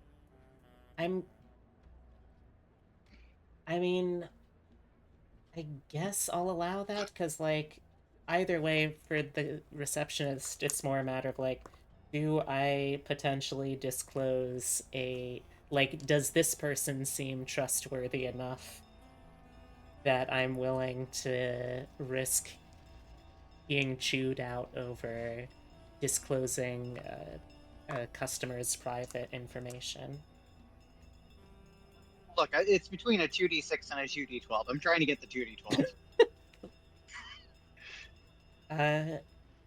Fair enough. I mean, we can give it a shot, I suppose. Okay, I don't like that. White chip. So that 5 then becomes That's 7. Okay. All right.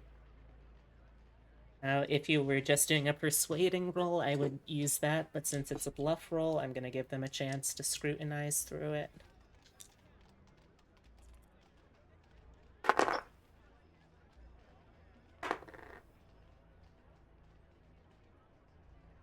Totoro, get away from the soup.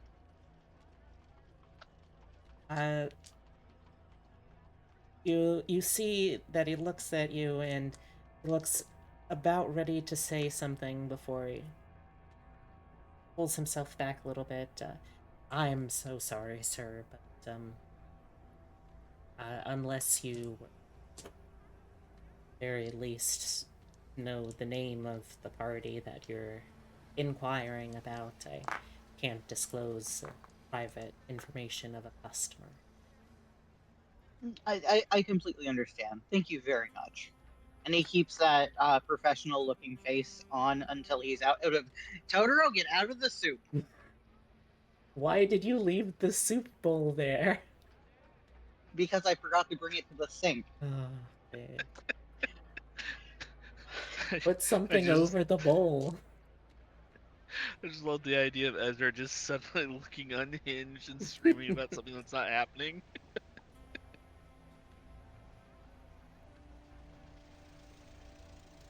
Because he made soup.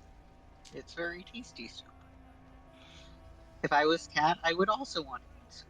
Anyways, so Trixie, he's get out going of to the soup. remain professional looking until he is out of eyesight Mhm. of the clerk, and then just go completely dour and pissed. All right. So, meanwhile, while that has been happening, how exactly are you planning on continuing the hunt, Val and Jinxie? I would assume Jinxie is looking around, like, trying to maybe find, like, what she remembers, and I'll try and look for what I remember and maybe a guy with a weird device. Because a weird device seems like it would stand out. Okay, that's fair. Let's call this a...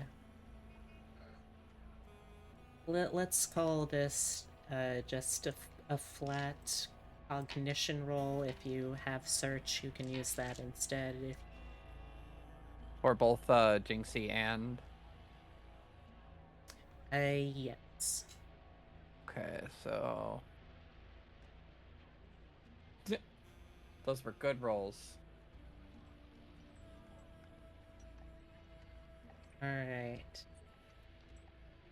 On a 7, I don't know if... I don't know if you're going to get too much, so let me just roll a couple of math rocks here.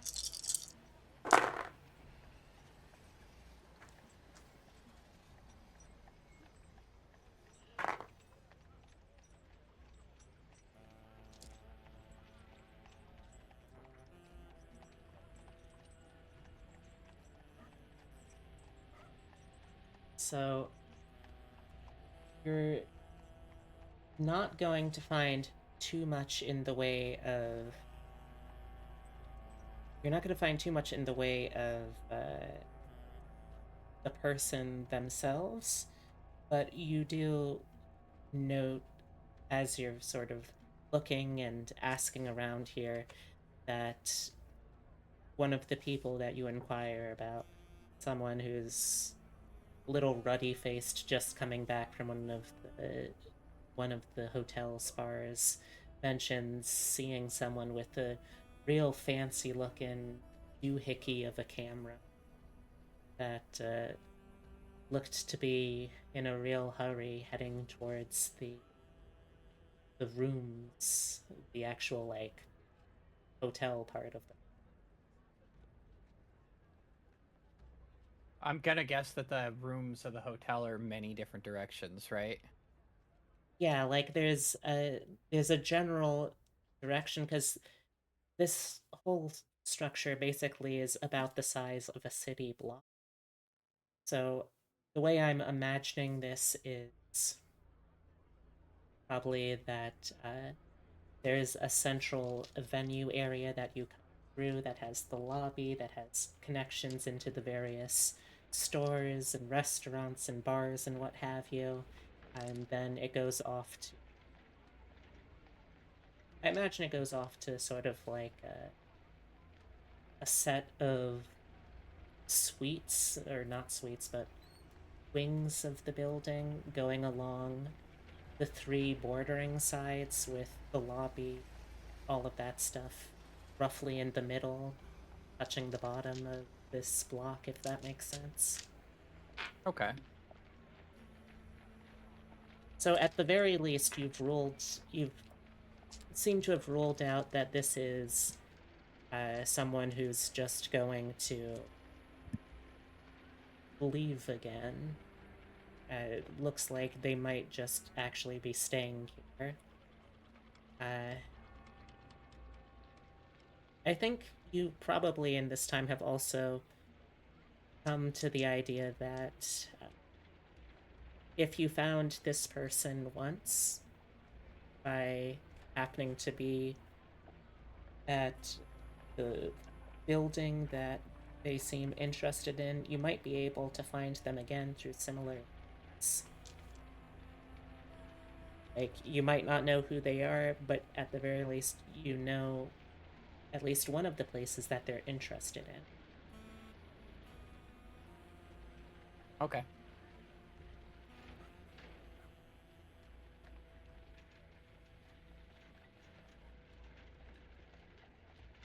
I guess when we all meet back up before everybody goes to the rooms, Vale will let Ezra know this information. Thank you. That she'll just be like, he's staying in the hotel. That's the best I've got. I would imagine that she kind of has an idea of what wing he's in, right?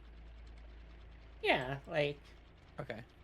you have a rough idea that coming in from the lobby with the wings that have the rooms being behind the lobby and to the left and right of the, you have a rough idea that it looks like he's somewhere in the wing to the right of the lobby. Yeah, so she's gonna be like, from what I overheard, there was a man with with a fancy looking doodad running in towards the right wing. So we have an idea. It's better than nothing. That's better than nothing. So are y'all retiring for the night to do various nighttime scenes that you'd like? Yeah, I think so. I'm alright with it. I would assume Obsidia has had Xenobia come up and talk with Vale. Alright, so we have Xenobia and she's still here. Obsidia. We have Parrot and Ezra. Yes. And I believe also that I don't remember if Mary mentioned wanting to be in any of the particular scenes here, but I know that as you briefly stop in to your hotel room, you find that there is something that has been delivered to your room.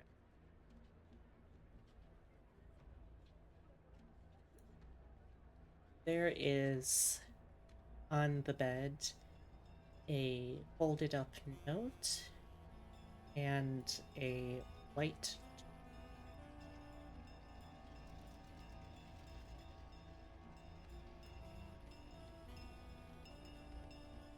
Wait, is this Ezra's. This is in Ezra's room. Oh, this Oh, is in Ezra. Ezra's room. Yeah, that's what I said. Oh, I thought you said Mary. I thought you said Yeah. everyone. No, I was. Nobody understood It's who spaced our out. group this was. I love was how saying that everyone got while it wrong. Mary didn't have a specific scene in mind, that reminded me there was this other thing, and then Ezra, when you get back to the room, you find this. Okay, I will look at the note. All right.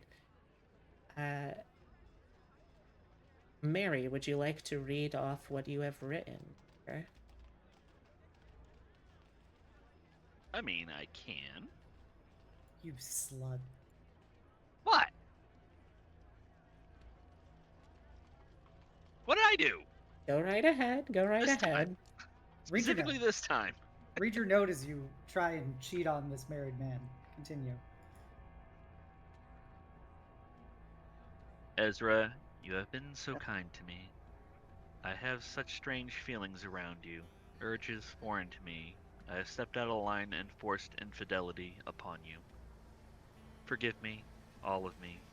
We don't have to be more than friends. I understand if you don't have any interest in me and women. I don't know if I really count as one, but I reckon I do. Your embarrassed companion, M. Scarlet Stonecroft. And then there's a lipstick mark at the bottom. Oh, he's gonna have to have a long conversation with her. Oh, baby. Can I just hold Mary's face I mean, you're. like me, epitome? Oh, okay. Okay, sure, I guess. Like me, epitome. Can I just hold her face, Okay. sweetheart, baby? Oh. He's going to put the note in his pocket after some thinking. But his meeting with Parrot is also he needs to digest this. And he's going to digest this the best way he knows how, by learning something. Nerd. Yeah. Fucking nerd. Yeah. Yeah, he is.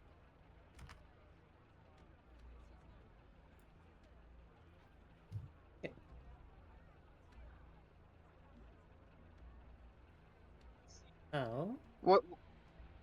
So apparently Tyrus just got blocked by Automod. Tyrus, what were you trying to say?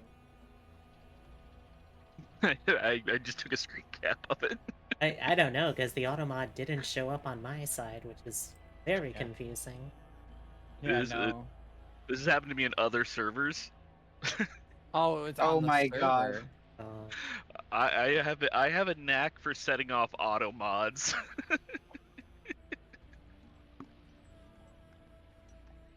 I am dying from this. Anyway. Okay. Yeah, I'm not totally sure which one of them set off the server's auto mod. It was cuck. It's 100% the word cuck.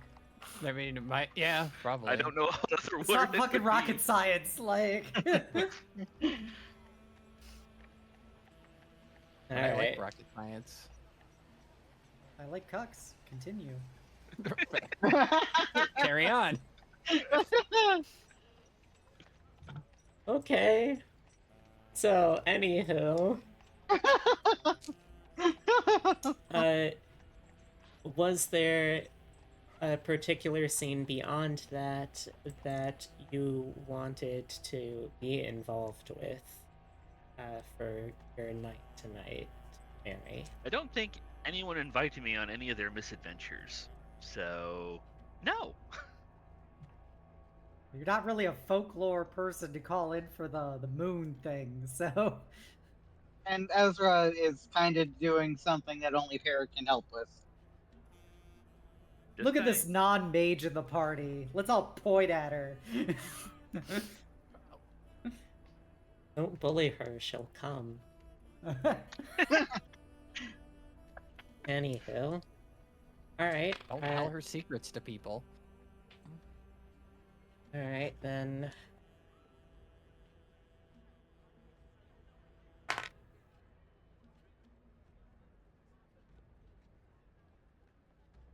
Alright, then, we are starting off with the scene where Xenobia and Valentine.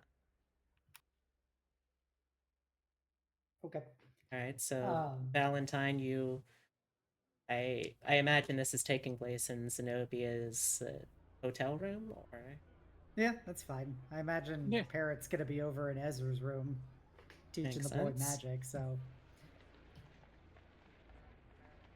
Alright, yep, you come in, Zenobia, you once again see is this fucking cat that she insists on having everywhere.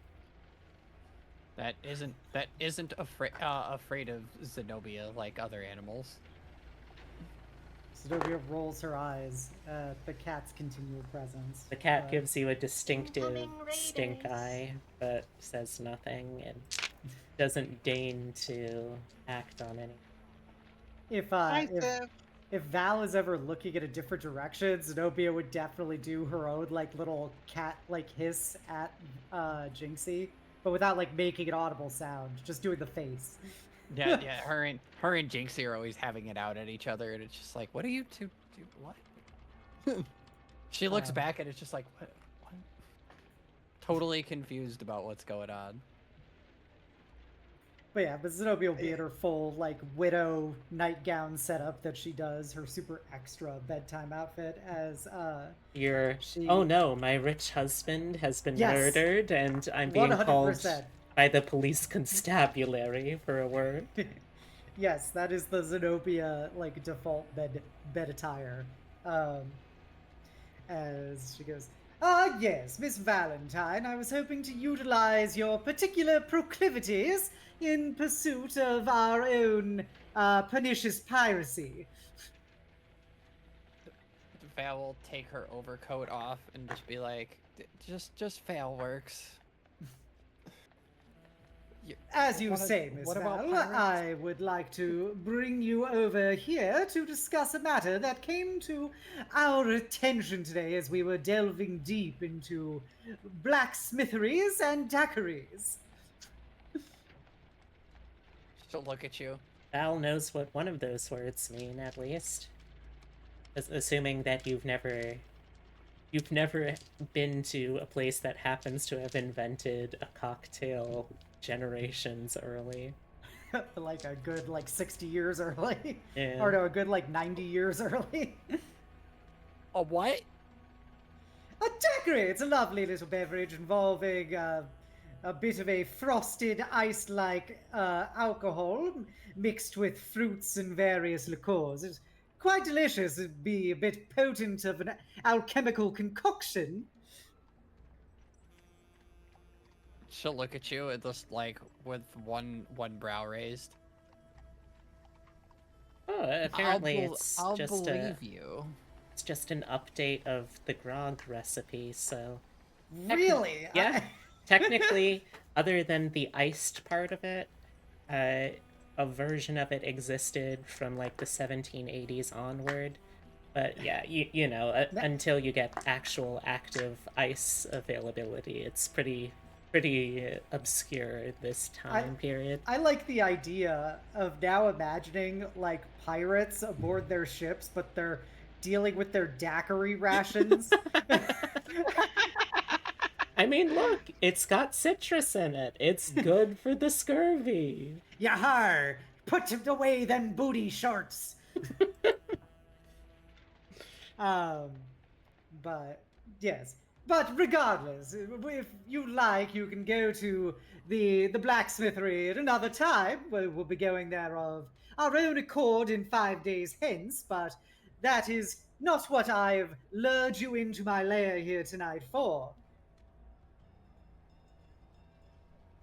She'll go. Just look at you. Okay. So what can I do for you? Something about pirates? Not directly. It is indirectly about pirates, but directly about folklore. And if I recall correctly, you are a bit obsessed with the topic. I am well versed in folklore. Yeah. Excellent. Then perhaps you will be a assisting resource as I plunge into the deeper depths of the nature of potentially nefarious arcade rituals. Okay, now you have my attention. What can I do for you? Well, it has come to our attention that in 5 days hence, that a descendant of a local ne'er-do-well is going to be engaged in what I believe to be a sort of arcane ritual involving a well-aged and tangentially arcane saber. A bit of a cutlass, one might say, the former property of the late pirate himself. Now, in 5 days hence, it has also come to my attention is the new moon, which on a very cursory level of ritualization has significance. And so I'm trying to cross-section anything useful that you may have learned in your own pursuits with my much more useful pursuits to arrive at a satisfactory conclusion.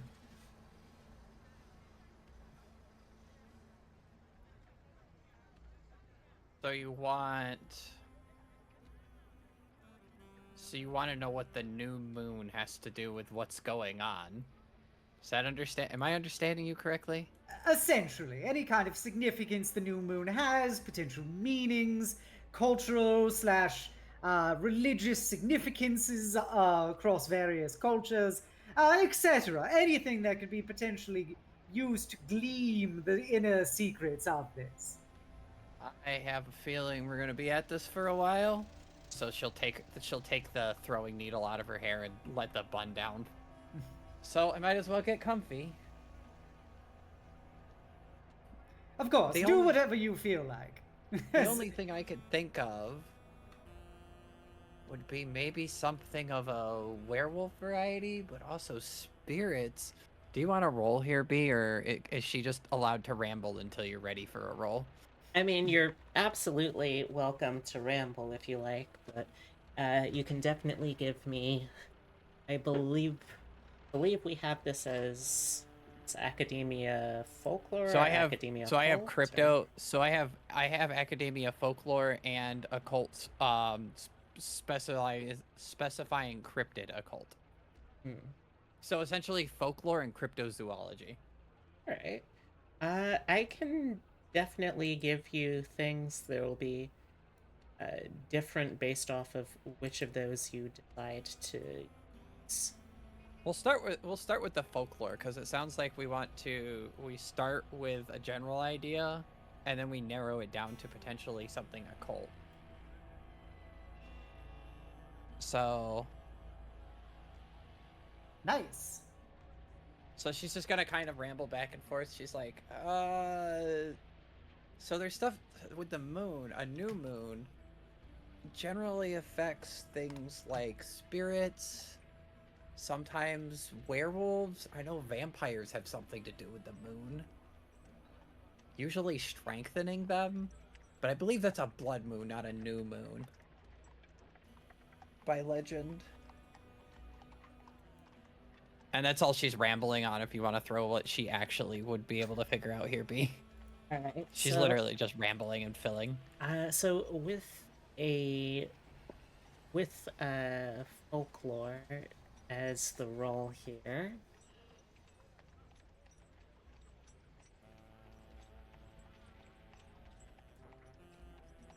There's a lot of superstitions that are tied to it about ways that you can harness the whatever lunatic power there is in the moon during this period. It tends to align in a lot of folklore practices with things that are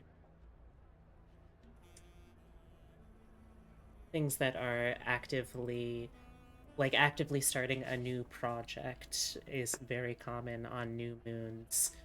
It's fresh new beginnings, renewal and cleansing, spirits, fertility and growth, kind of manifesting your intentions. A lot of methods of divination, fortune telling, those are thought to be much more accurate in the new phase than other phases of Okay. like there's specific folklores that are gonna vary region to region. There's not. It's not. Do I know, Hmm? with that roll, does it give me anything specific folklore to this region with the moon? I think she might have heard or known. Like, there's the idea of the vampires in the French Quarter. There's Cajun witches. There's spirits. There's all sorts of different things that she would know, I would assume.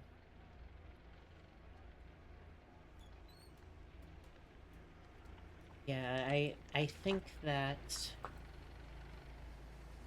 Or do I need a different roll for that? No, I think this can work.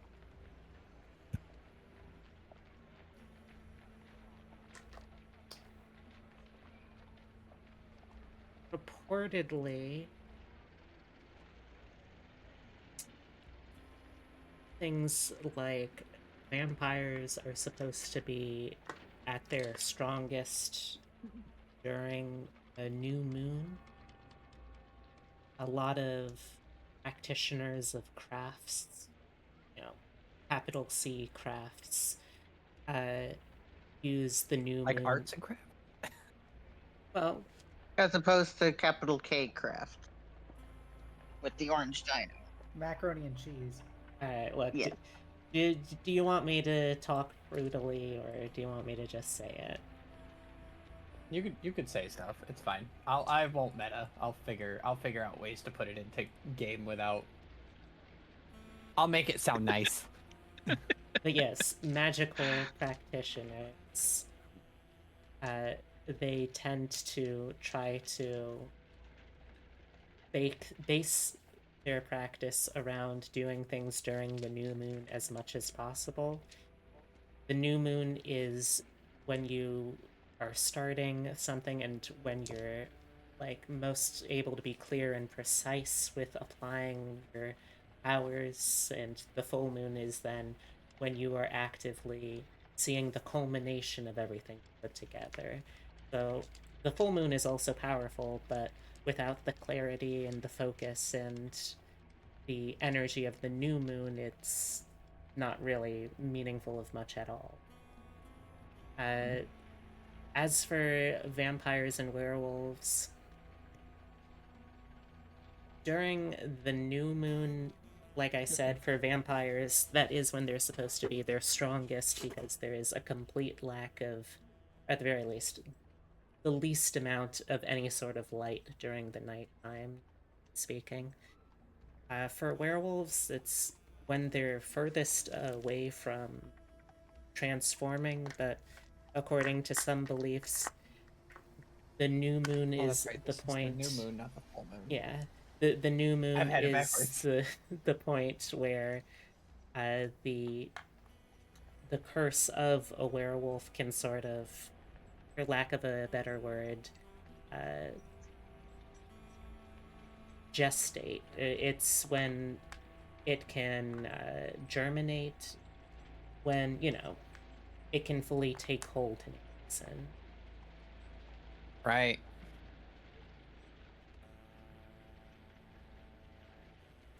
So she'll look at Xenobia and realize that what she was talking about was a full moon, and she'll look at her and go, "You said new moon, right?" Yes. And she'll just look there puzzled for a second. Well, if it was about witches, I have a feeling you wouldn't have needed my help.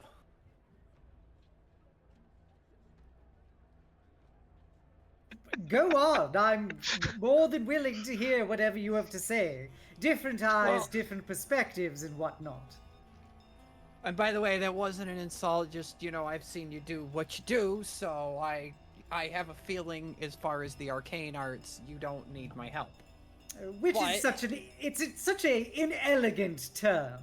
I prefer sorceress personally. Okay, fair enough. Regardless, practitioner of the arcane arts, I'm sure you don't need my help. Cajun witches are a thing around here, but I would assume that you, what's the word?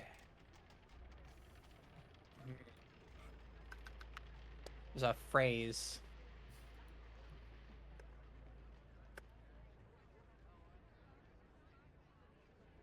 Zenobia's just staring blankly at Val, struggling with this. She's trying to think of words in French, but she's like, it'll come to me later. A certain You have je ne sais quoi.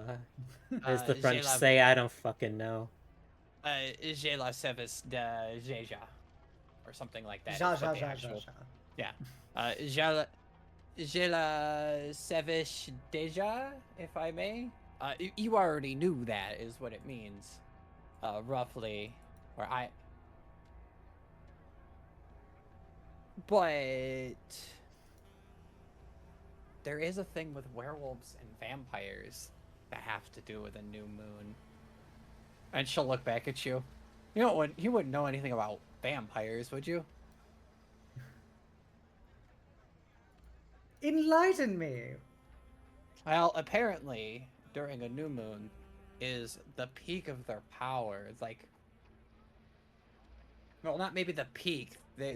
From what I understand, is the blood moon, a blood moon, or a red moon, harvest moon, many different names for it in folklore, is where they're at their highest point of power. But during a new moon, they're able to unleash more of any form of restrained power due to it being perfectly dark. There's no rays of light to hinder them. But as far as where, so I was onto the werewolf track. There's one around here. Would she know what it's called? Give me a academia give me your cryptid specialization. I'll tell you. You want you want that cryptozoology? Yeah, now. because it's something that could theoretically exist kind of independent of just like purely magical stuff. There Okay. you go. On an 11, yes, you are thinking of the Urugaru.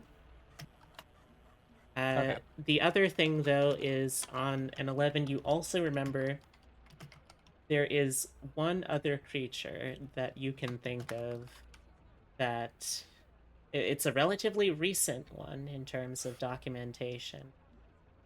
But there is supposedly a terrible beast that finds the darkest of nights to hunt.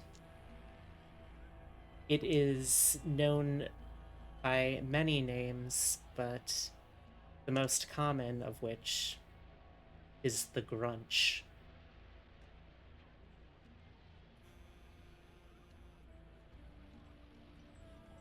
The Grunch. I cannot stress enough, this is not me making a joke of like the Grumbler. Grinch or the Grungler. No, the Grunch is actually a thing. Yeah, Time to I'm get- I aware. swear I'm to very well aware gods. of what it is.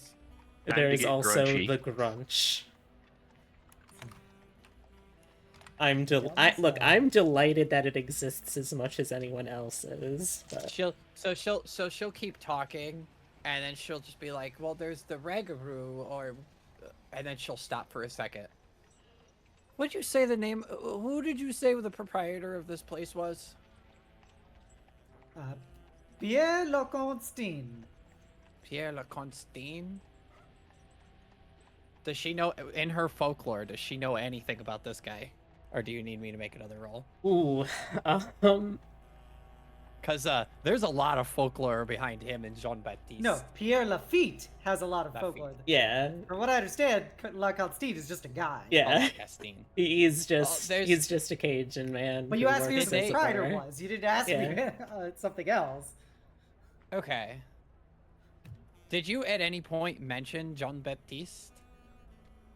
So far, all I've said was that it involves pirates and a blacksmith. Okay. Is there any way that she can make that connection to the Grunch? Or anything like that? I mean, To that?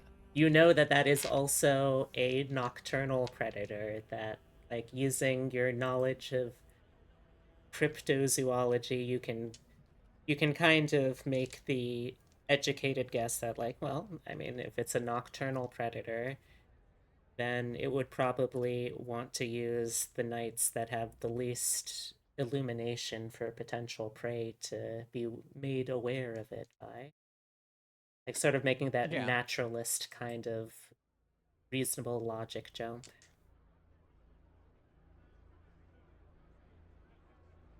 Okay, so can I get can I roll another cryptozoology to try and get like specific stuff about this creature? Like legends and stuff that I know about it, like who may have found it, where where it actually is mainly sighted and resided. Now, are we trying to chase this thread, or were you going to ask about, like, who owns the blacksmith, or who yeah. owned the Tell me- blacksmith, or Yeah, stuff like that? so she's got this inkling back here. We'll get to we'll chase the rabbit here in a second. Be like, tell me everything that you know about this place. Everything. Who owns it? Who founded it? Who's running it? Who built it? Everything you know. You said Well- pirate. Tell me who this what the name of this pirate is. Tell me. Yeah, so this blacksmith belongs to, well, it was founded by Pierre Lafitte, who is the older brother of Jean Lafitte, who was apparently a very famous pirate of the area. And Yeah, heard of it. it is now currently owned by the son of Pierre Lafitte, Emmanuel Lafitte, but he doesn't take an active role in managing its affairs. Rather, that is handled by Pierre Leconstein, who has no relation to the family, simply another Pierre. And Emmanuel is involved with some kind of family wealthy trust that once a month, around the new moon of each month, hosts an event there where they basically do their own thing and temporarily take over the establishment. Additionally, there is a sword that is located in that bar that was forged by Pierre Lafitte and apparently utilized by his brother that has related arcane energy about it. While it is on display as a showpiece, it itself does not appear to be enchanted, but rather is likely used for some arcane purpose, which is why I believe that there is some sort of ritual that occurs at this location by most likely our dear Emmanuel involving this saber. And so I wish to find out what it is. I will potentially put a stop to it and potentially glean whatever I can and perhaps even take that saber as a memento. Well, okay. So, chasing this rabbit, I can narrow it down to 3 things for you, and we can chase one of these 3 things. Because if we're gonna do this, we're gonna do a lot of you're about to get a lot of research and information onto this. We have three avenues. There's the family of vampires here in the French Quarter. I know very little about them. I've only heard legends about them. I don't think anybody knows who they are, other than that they may or may not exist. 2, there's Ragaru. Ragaru? Rougarou. It's got like 4 different names. Rougarou. It's red. She's doing it on purpose because there's only legends, and she only knows like there's like 6 different names that it could be. Or there's the Grunch of Road Monster, or Grunch Road Monster, which is very. It's only about 100 years, 150 years old legend. It's I believe some of my friends that I have learned I've learned similar legends from, type chupacabra, if I might. I don't know if you know what that is or have ever heard of it. I'll do a quick occult roll. I got a 6. Do I know about a chupacabra? Or a grunch? I definitely don't think that roll is grunch worthy. Yeah. This isn't a hashtag grunch moment. I think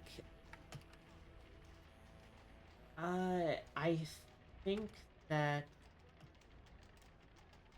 this is me genuinely not knowing this out of character, but if Xenobia has gone to one of the states that, further south in the country, they have a higher... She's never been to the Southwest. There's no way. She's... Okay, then yeah, the chupacabra is like it's a very regional culture-bound creature. You're not really going to see them outside of heavy, like, Spanish, Hispanic, Latin culture The areas. only reason why, even though she's never been there, the only reason why Vale would have any idea about it is because she's worked with a lot of the railroad companies to help make money. She's worked on some rails, and Hispanic and Asian descent people worked on a lot of those railways, so she would have been able to pick up legends from them. I don't feel like this... Does this grunch happen to be using swords or ritual casting at all? No, I mean, maybe. It does have some connections to voodoo, which, again, falls back to those Cajun practitioners of the arcane arts.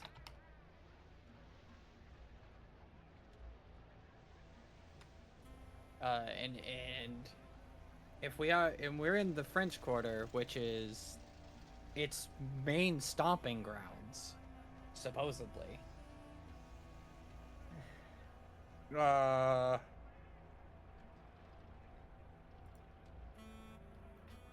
are we digging into this now, Xenobia?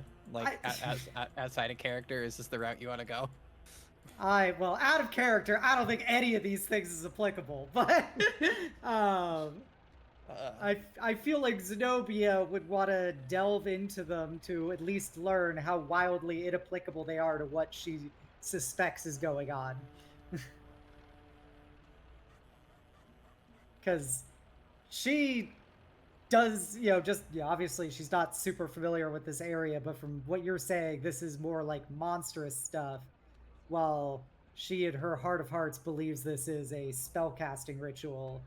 So it doesn't seem like it would make sense that this ritual would be tied to like a werewolf or a chupacabra thing, even though I mean, out of character. You can give me an academia occult roll for that if you want, in character. Okay. I got a 9.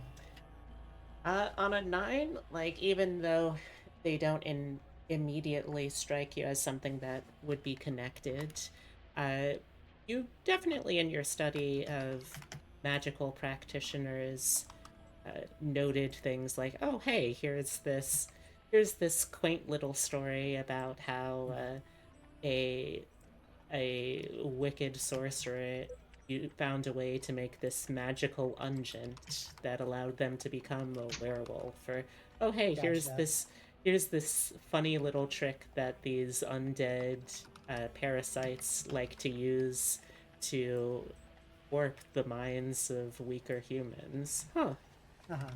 Weird. Gotcha. Funny. There's definitely some overlap. Alright, then, yeah, I feel like then we would explore that route of things. I don't know how much you want to spend on that. Well, the question at that point is, which of them did you want to Well, that was a question for B, because... Oh, okay. It could be very time-consuming to go thing by thing here if it's not necessary.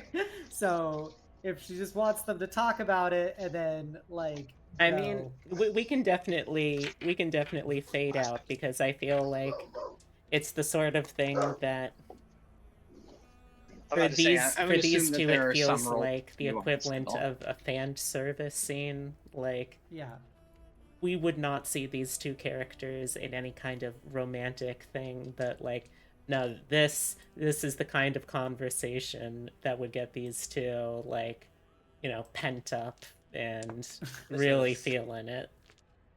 This is how this is the origin story of how these two become somehow friends.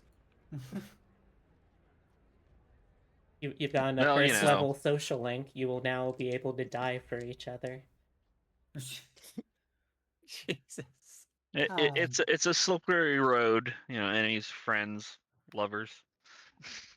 But well, yeah, I mean, Deval is gay, but she already has a girlfriend. You stink. Sorry, I'm talking to the cat.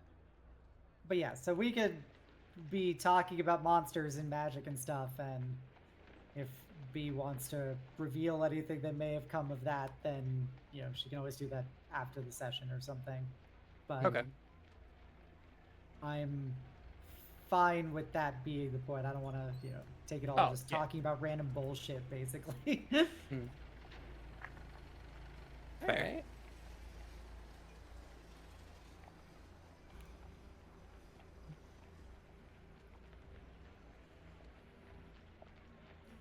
And that in,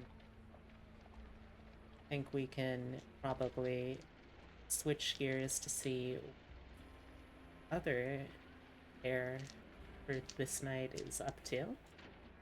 I was actually hoping it would work off screen. Oh. Because I'm not sure how to roleplay this. Parrot has a little thing. Oh, okay, go for it. She shows up at Ezra's room with the copy of Hoyle's that she bought, and knocks and. Yeah, he cagely opens the door at first, but once he sees it's you, he lets you in fully. Look, Ambrose is out. Like, hello. What do you expect?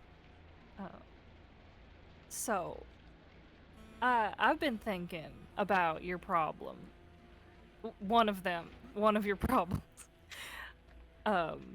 She closes the door. I like that, one of his problems. So, you know how when we started all this and something weird happened and your brain went, that can't be real. This isn't scientific. That can't be real. Yeah, I'm going into my other character's character voice. No, yes, but I understand that I was wrong Well, in that case. it got me thinking. So, you know how like a fire striker works, right? Like the chemical reaction, you hit flint against pyrite or steel, it shaves off little bits of metal, the oxygen in the air, and course. the friction makes a spark. You hand a fire striker to some idiot on the side of the road, and you ask him to make you a spark, he can do it.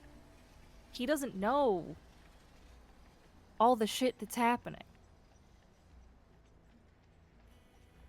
I think that there could be a deeper understanding of magic. That maybe we don't know the chemicals mixing. And like, no offense to Xenobia, but like, she knows that when she's got some blood and she thinks the right thing and concentrates on the right energy, something fucking crazy happens. And she's used to it. And maybe she just believes that it's different than science when it isn't. When we just don't know it. I like where you're going with this. I was worried it would be something along the lines of how it seems to work with Xenobia, but you're making it sound like there is a lot more to it that we may not understand at this point, but that we can find out. Yeah, and I like that. I'm starting to be less uncomfortable with magic, but I think if I knew everything that went into it and I didn't have to deal with demons to do it, it would be less uncomfortable. It would be less scary.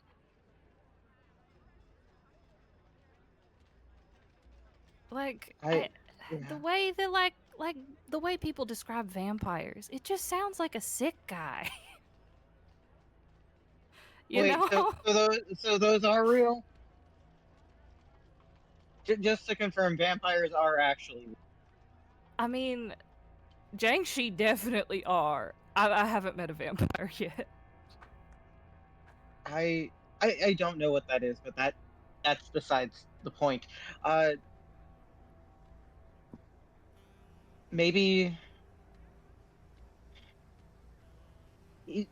coming from my perspective, it's like finding, when you're a kid and you think you understand how everything works. You think you understand that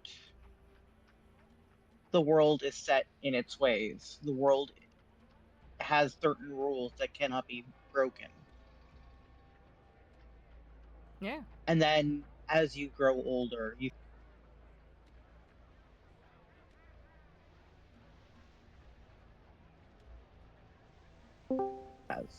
Oh, I am you in that you point. cut out for. Ah, damn it! I was having a good thing. I heard most of it. Where did I leave off? It sounded like when you grow up, you Okay. But then you grow up and you find that these rules are constantly broken, that your perspective on the world has been so narrow and so blinded that there is no way you can ever go back. I feel like that has happened to me again. Not just, but in a grander scheme this time. And isn't it It cool should as have hell? happened. What? Isn't it cool as hell? It's terrifying. But I want to know more. I want to be able to do whatever I can to help those I love. I want to be able to do this, and to do that I need to understand, even if we don't fully know the mechanisms behind it, we can find out together. Or at least I can find out better with you.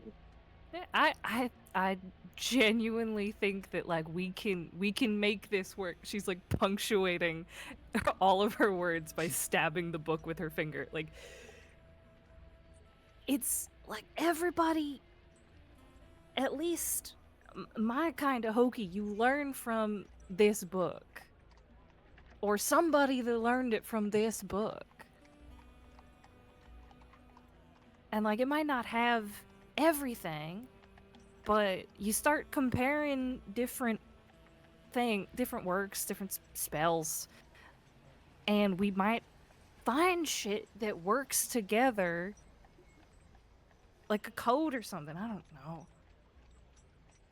Can I take a look at this book? Yeah. Can you show me some of these codes? I don't. I'm not too good at most of it. A lot of my stuff is gun related. Hey, But that is fine. Just point me in the right direction. yeah, I mean, I got some tricks that are pretty easy.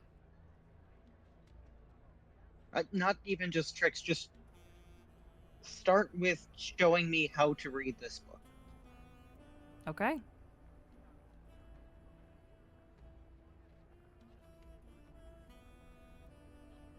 I feel like she'd have like a little bit of an understanding, right? She hasn't like fully sat down with it, but like she knows simple things that are in Hoyle's yeah, and can like compare the easier spells she knows to.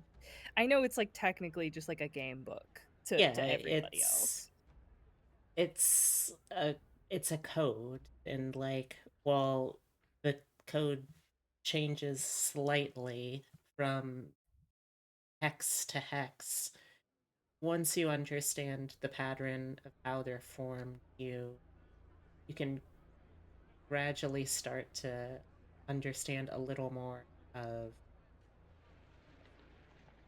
how to read it, what it is. Okay.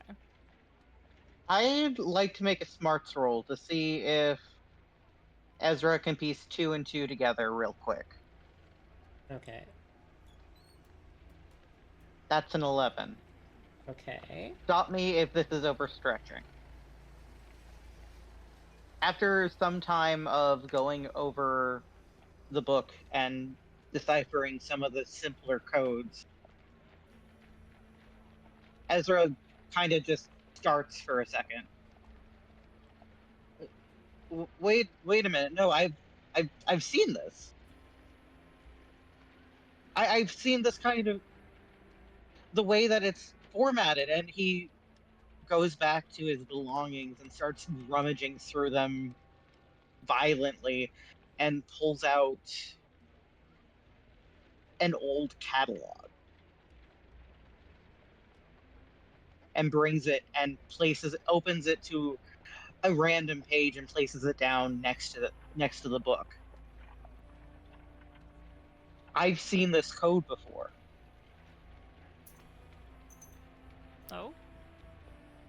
And he shows her the same kind of, I don't know what it means, but it is a similar type of encoding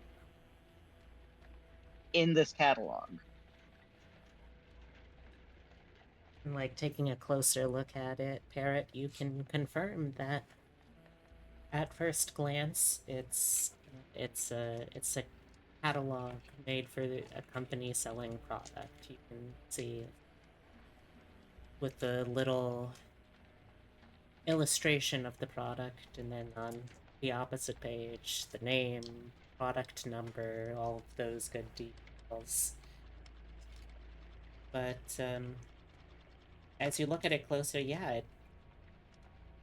the way that you have learned to read Boyle's Book of Games for information, you can apply the same thing here, and like, you grab a letter from this word, a syllable from this other one, and you're able to piece together in the same sort of way. It's like, oh, there's some kind of formula here in a similar way to Hoyle's.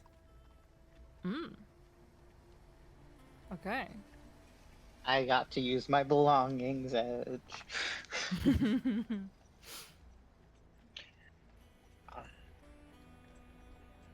They're connected somehow.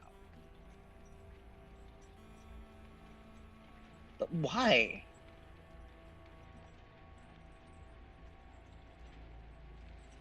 Huh.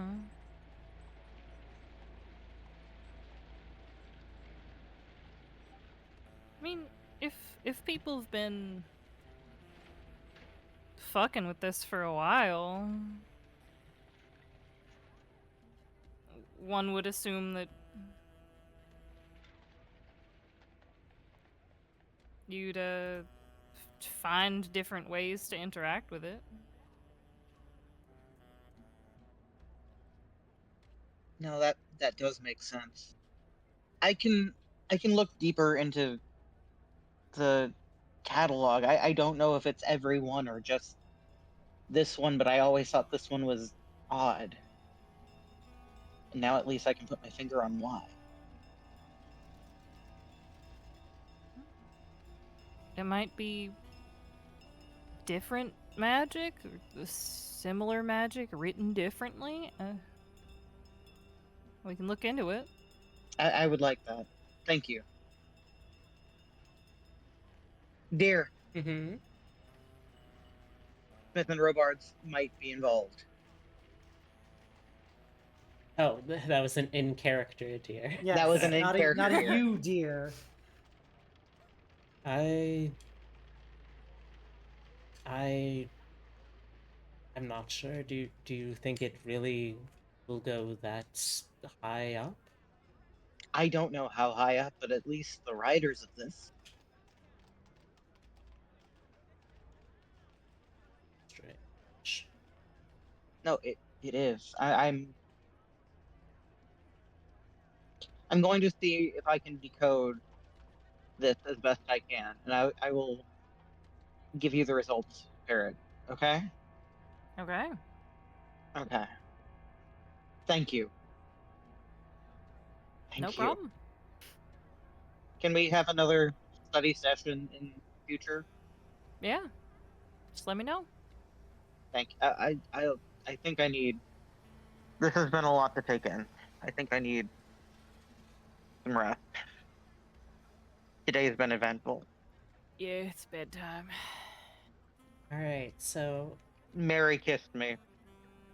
What? Mary kissed me. Like fell into you or like on purpose? On purpose. Oh. I don't know how I feel about this.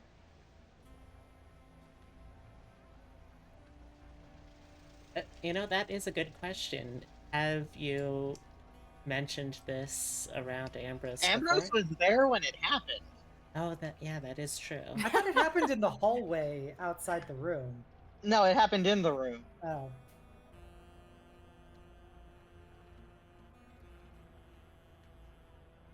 I don't know how I feel about this. I mean, I'm married, but technically I'm not. You know what I mean, love. And Legally. it's understandable. How do you feel about all of this? Well, as I've mentioned before, when you're in my sort of predicament, you don't particularly have much else to do except meditate on things like this, but Should I leave? I don't know.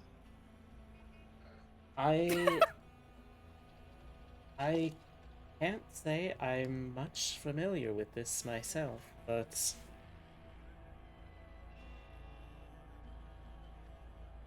if it is something that is aiding in some way, shape, or form, well, certainly stranger relationships that we've been found in.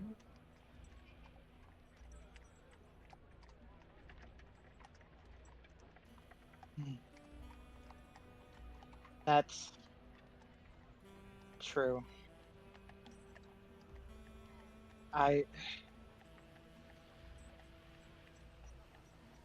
still just reeling from it. It wasn't something I was expecting, and she's already apologized, and I feel as though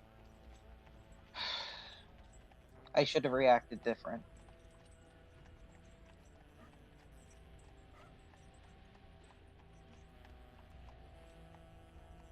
Well, you can't really control for that, I suppose.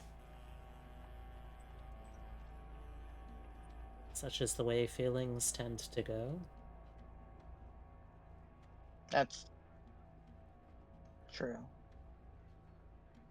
I think we need to talk about this. Thank you, Parrot. I'm sorry. Good night.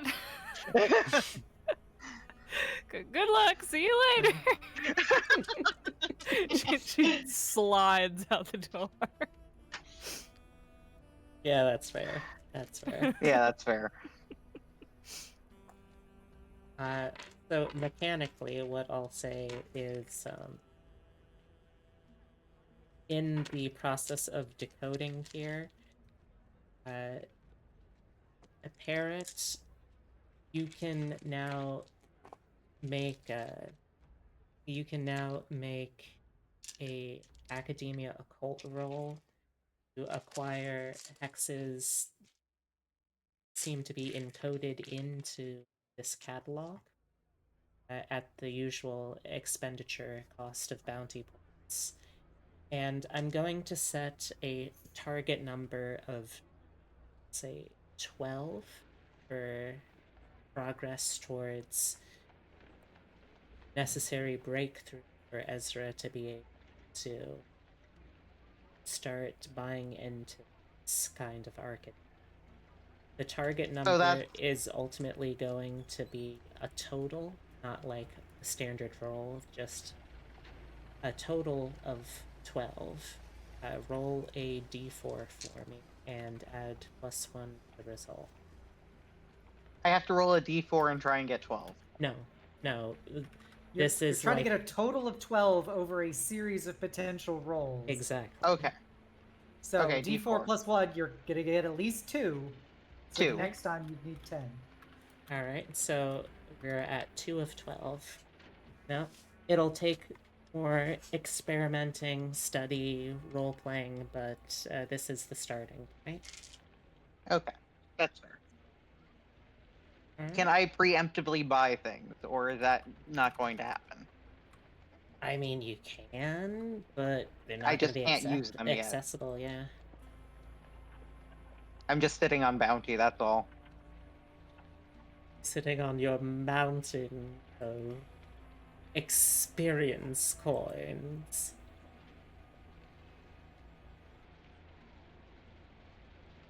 Yeah, let me actually see how much I have left. Yeah, I have like 22 points of bounty. I haven't spent 23 points of bounty. I haven't spent.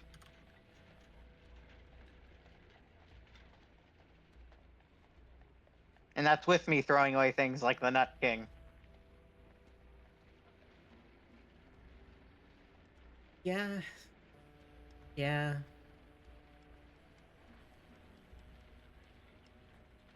Yeah. All right. Please do that. Please, Xenobia. Parrot enters the room, Xenobia.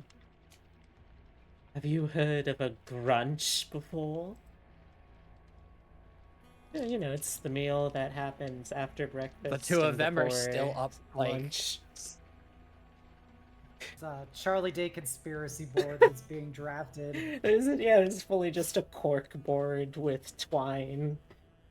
There is the underlined sentence of like voodoo vampire witches creating grunches to fight werewolves across the French Quarter. Question mark? And it's just Xenobia and Vale looking crazy at the board. They've been here for like half an hour tops. This is just how quickly it spirals. Oh my gosh. She walks in, Xenobia says that, like, Vale's just sitting there, like, rattling off different things as she, like, pointing them at the board. And here's Jinxie just rubbing up against Parrot's leg, looking for attention.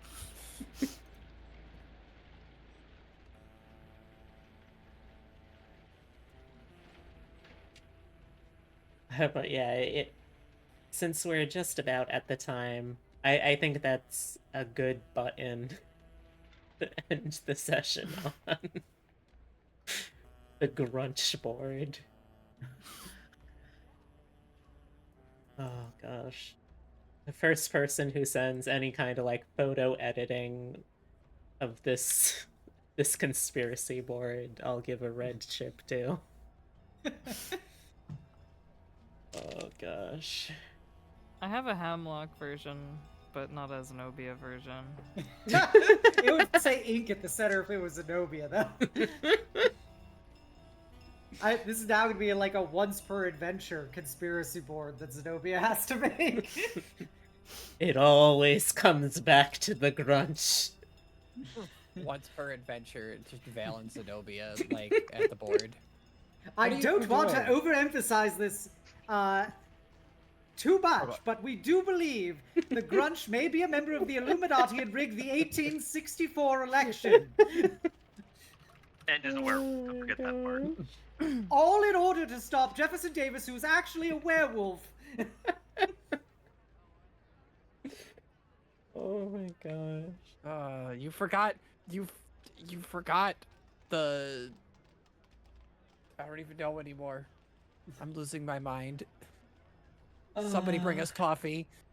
I'm so glad that somehow this bunch of disaster characters have been brought together. Oh boy.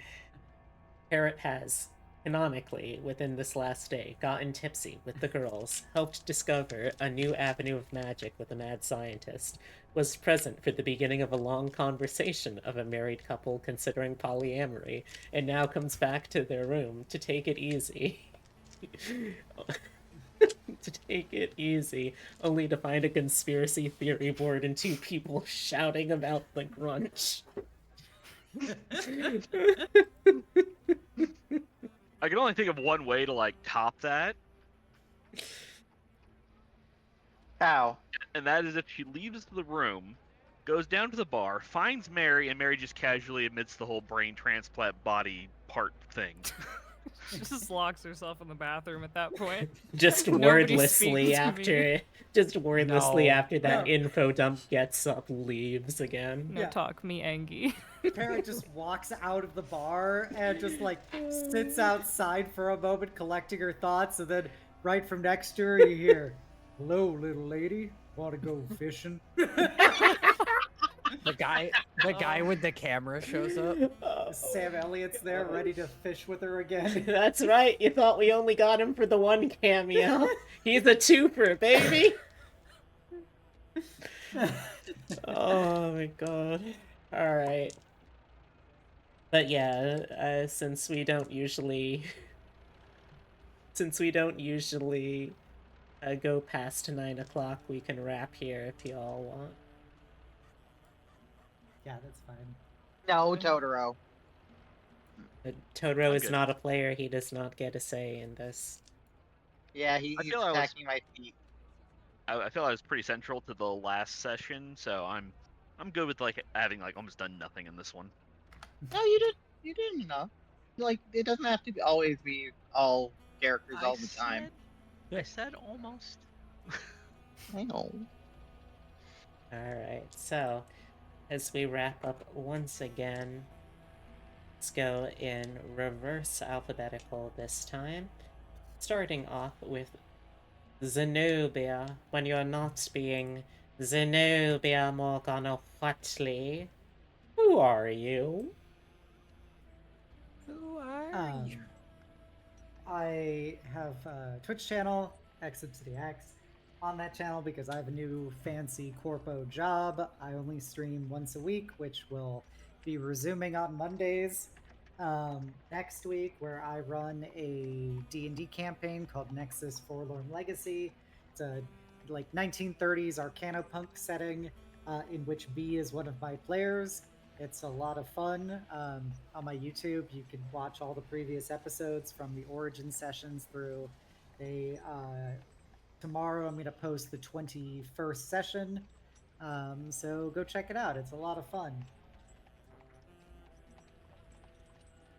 Carrying up from there, Scarlet. Who are you? I guess that's kind of a loaded question for your character, but outside of Now, that, I was gonna say which part? the player part. I am Tyrus. I am all over the Discord. I'm in the chat often. You'll see me around, I promise. That is a threat. And Parrot. Hello, I'm Hemlocke. I am a motion designer and a model maker and a streamer, and I will hopefully be slowly getting back in the swing of things. It's taken 6 months to move. I should be done on Saturday. Throughout October, it will be selling my house, but that's mostly just cleaning and paperwork. So I hope to have my little mini re-debut ready in October or November. And then back to once or twice a week. Well, they're I'm worth the Hemlocke wait. with an E everywhere. Thank you. And after that, Valentine. I am Hazel Dust, your favorite wish-granting ferret on the internet. You can catch me Monday, Wednesdays, and Fridays doing something on my channel. And sometimes over here on B's channel doing all sorts of silly shenanigans. Silly There shit. we go. Words are Silly hard, shit. right? They are. Basically. Yeah. And last but not least, Ezra. Hi, I'm Epitome. Can you guys hear me okay? Because I'm away from my computer feeding the cat. It's fine. Okay. Delightful. I'm Epitome. I don't stream, but I have considered starting because my work schedule is changing, and now I have time in the afternoon / evening. So it's a maybe.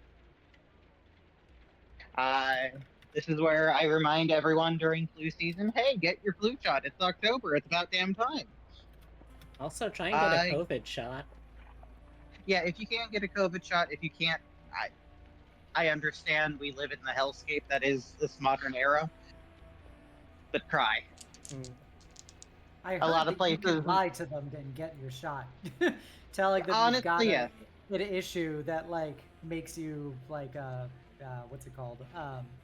Like Qualify. yeah, you could basically say like I have like asthma or something, and they can't like require proof or whatever of it.